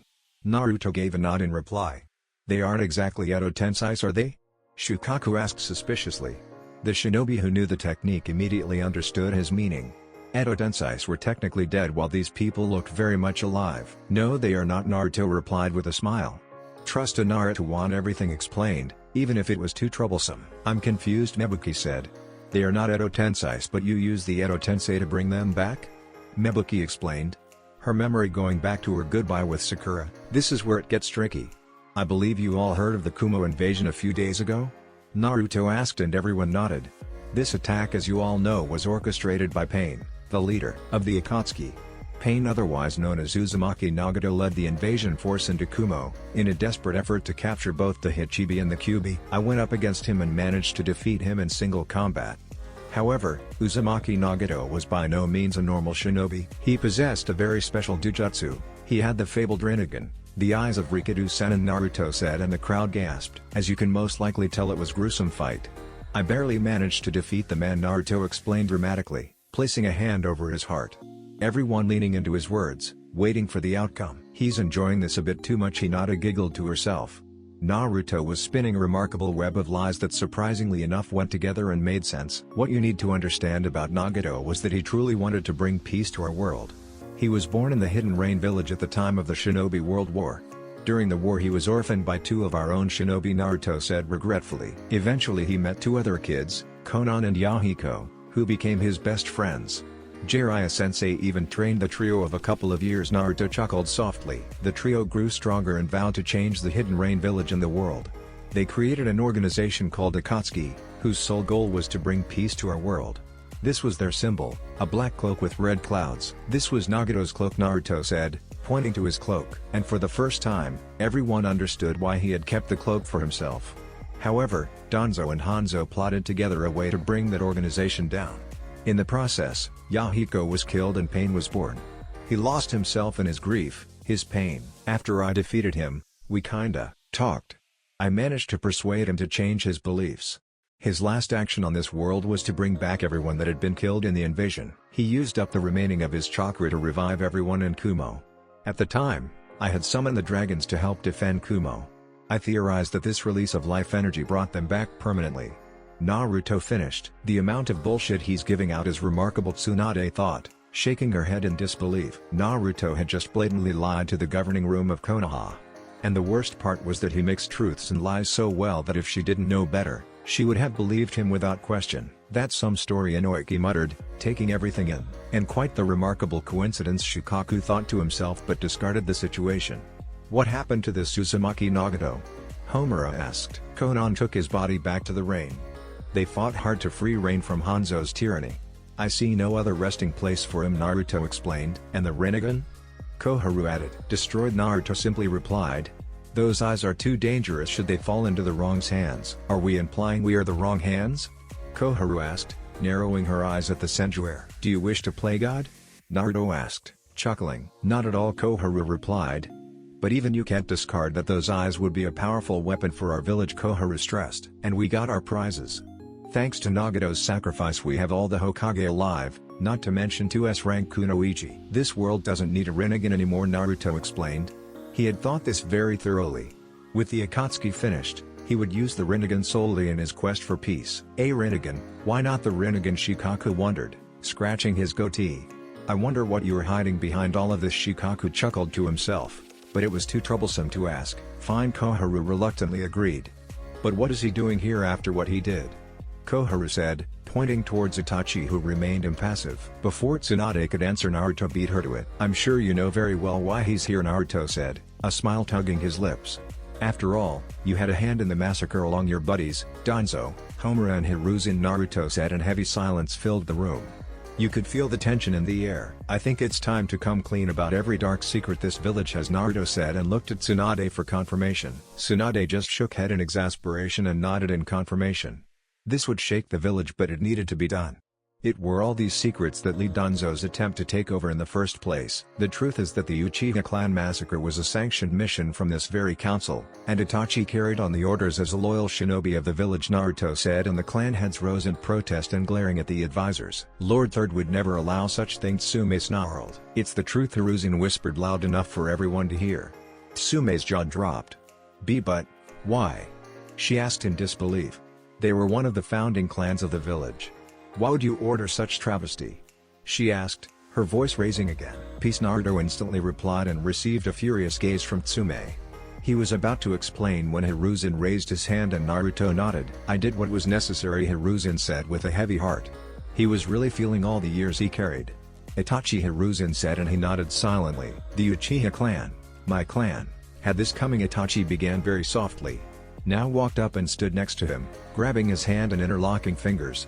Everything happened because of my father, Uchiha Fugaku. He was the one that summoned the Kyuubi, 17 years ago, Itachi said, and Tsume's eyes widened.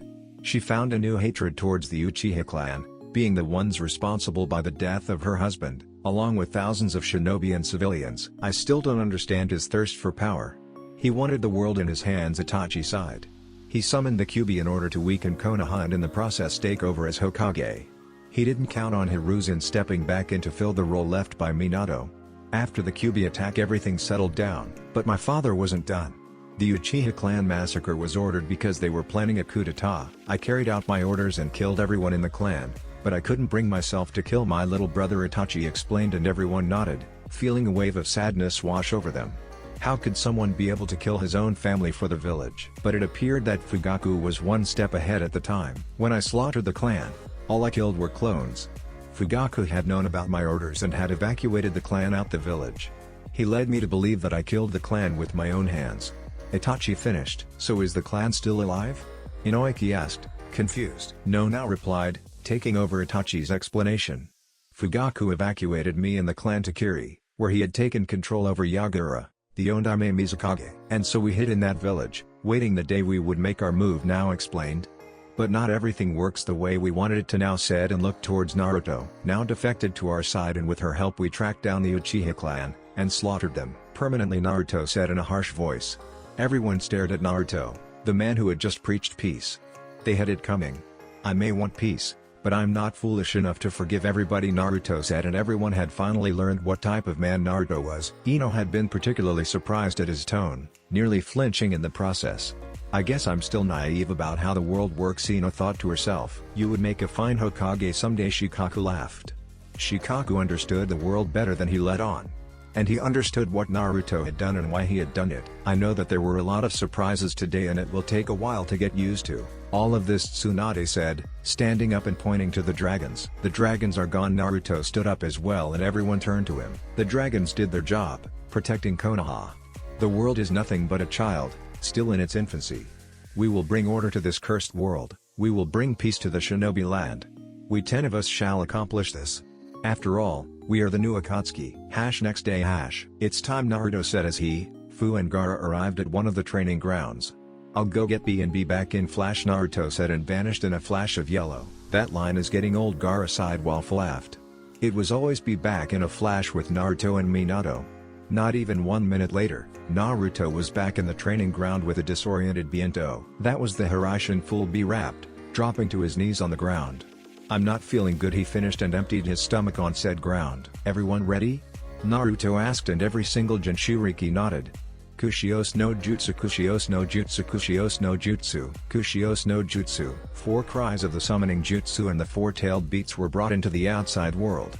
Kurama from Naruto, Gyuki from Killer Bee, Chome from Fu and Shukaku from Gaara. Yosh, Shukaku yelled, pumping his arms into the air. Let's do this. Naruto looked at the 4-tailed beasts and saw each one giving him a nod. He closed his eyes and concentrated. Kushios no jutsu, Gedomazo, Naruto shouted, his Rinnegan flaring to life as he slammed a hand on the ground. Row! The Gedomazo burst from the ground and roared into the sky. Naruto jumped on top of its head and synchronized with him. An instant later, the statue opened his mouth as a multicolored chakra started pouring outside. As the chakra left the statue and dropped to the ground, it started taking form. The first form was completely engulfed in blue flames. She also had a right yellow eye and a left green eye, similar to an odd-eyed cat without pupils. The second form resembled a large turtle, but with a crab-like shell, spikes all over its body, and 3 shrimp-like tails. Under his shell, it had red, muscle-like tissue. He had a pair of human-like arms and hands, but no hind legs. His lower jaw is rather big and has teeth like horns. Together with his big forehead, which also has horns, it somewhat resembles a mouth with big teeth, making it look like the rest of the face is inside the mouth. His eyes are red and have crimson pupils. The third form was a red-furred and green-skinned monkey, with a body build of a gorilla. He had eyes with yellow irises and white pupils, spike-like protrusions along the length of its tails, elongated blunt fangs, and 2 long horns curving upwards on its forehead like a crown. In his mouth, Sun had a big, round opening, from where he spits lava, and it doesn't seem to have a tongue. The fourth form primarily resembled a white horse, but with a dolphin's head. He had 2 pointed long horns and 3 shorter horns in front. The ends of his horns, hooves, and tails are light brown, with some of the same colored spots before the brown areas of his horns and hooves. He also has red markings under its dark blue-green eyes. The fifth and final form resembled a large white, with a slight light bluish tint, bipedal slug with stubby arms and feet. He has 2 prominent optical tentacles and hole-like openings as a mouth. His entire body is covered in a slimy substance. We are free, Matatabi said in astonishment. The last thing she remembered was being sealed in that damn statue after being ripped from Yugito. So it seems, Son Goku replied, looking around. Gyuki, Shukaku, Chome and even Kurama. We are all here, Son Goku said with glee. How is this possible? Matatabi asked in confusion. I think I have an idea about that, Isabu replied, nodding his vast head towards the 4 humans standing on top of the Gedomazo. You are welcome, Naruto chuckled. Naruto, B, Fu and Gaara were all on top of the Gedomazo, with all of the 9 Baijuas surrounding them. I remember you from the Chunin exams. You are the fox boy, Matatabi said, stretching her legs and laying down on the ground. So you are him? Son Goku asked, stepping forward and sniffing the blonde. You smell like father, he said, and Naruto's sweat dropped. Thank you? Naruto asked, confused. What happened to our Jinchuriki? Seiken asked with a sad voice. He had become rather attached to Utakata. He was the first shinobi who actually enjoyed peace instead of war. My guess is that their bodies were destroyed. I got no memory of them from Nagato, Naruto sighed sadly. After bringing the dragons from the dead, he pondered on what he had done and promised to be more responsible on the future. However, he would open an exception to the Jinchuriki. What now? Son Goku asked in curiosity. You are free to do what you want. Naruto shrugged his shoulders. I'm going to seal the Ghetto Mazo back into the moon in a couple of days. I know that you can shift into smaller forms, so I would recommend that if you wish to stay here in Konoha. You are all welcome to live in the Senju compound, Naruto said. However, let me be clear, Naruto began in a serious voice. You may be free, but you will comply with our rules. I would be most displeased by any unprovoked attack on humans, Naruto warned, letting the threat hang in the air. Every Baijuo quickly nodded and started shifting their forms, similar to how they looked moments before they were born. This is going to be some much fun, Shukaku screamed, and Naruto pondered if releasing 8 Baijuo in Konoha had been wise. What's the worst that could happen? Naruto thought with an uneasy chuckle. Famous last words after all. Undisclosed location, Orochimaru's laboratory. How are the specimens going? Orochimaru asked with his traditional raspy voice. Kabuto turned towards his master and pushed his glasses upwards before answering. All failures as of now, Orochimaru-sama, Kabuto answered. TSK, Orochimaru replied, annoyed, but such failures. He had been trying these experiments for the last couple of years and had nothing but failures. I don't understand, Kabuto began. Even at the cellular level, the Uchiha and Senju blood are destroying each other. I fear it may be impossible to combine both bloodlines into a viable vessel, Kabuto explained. We both know that isn't true, Kabuto, Orochimaru replied in defiance. Naruto is the prime example of that. He carries both bloodlines in perfect harmony. You have seen firsthand the strength of his body and the power of his eyes. I for one do not think that Naruto was the firstborn from both clans. The shinobi world has existed for millennia. And we both know that the Uchiha and Senju clans are among the first ones ever created. The probability of Naruto being the first ever born from both clans is slim to none. If someone had existed before Naruto that carried both bloodlines, we would have heard his name before, Orochimaru explained. Little did he know that there existed such man before Naruto.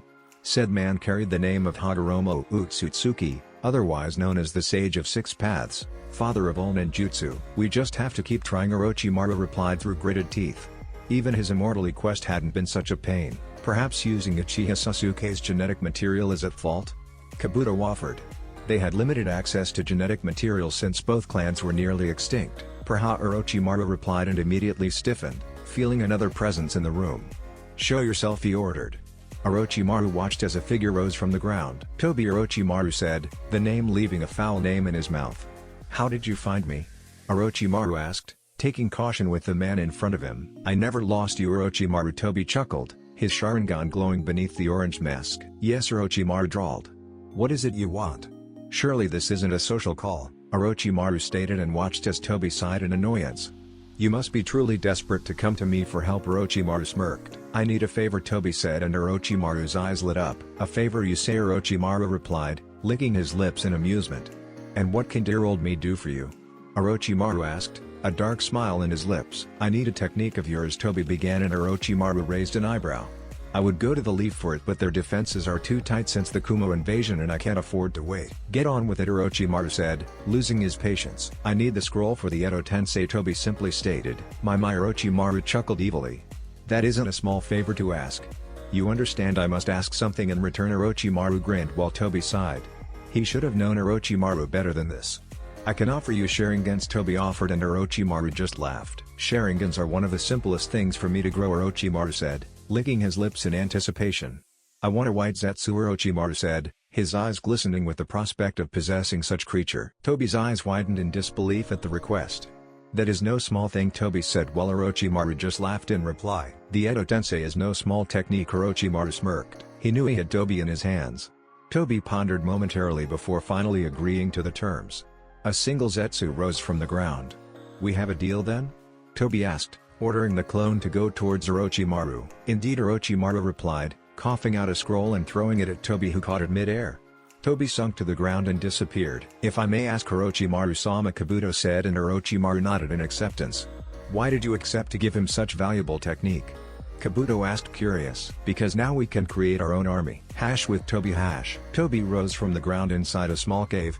Once he was fully out of the ground, his body started shifting.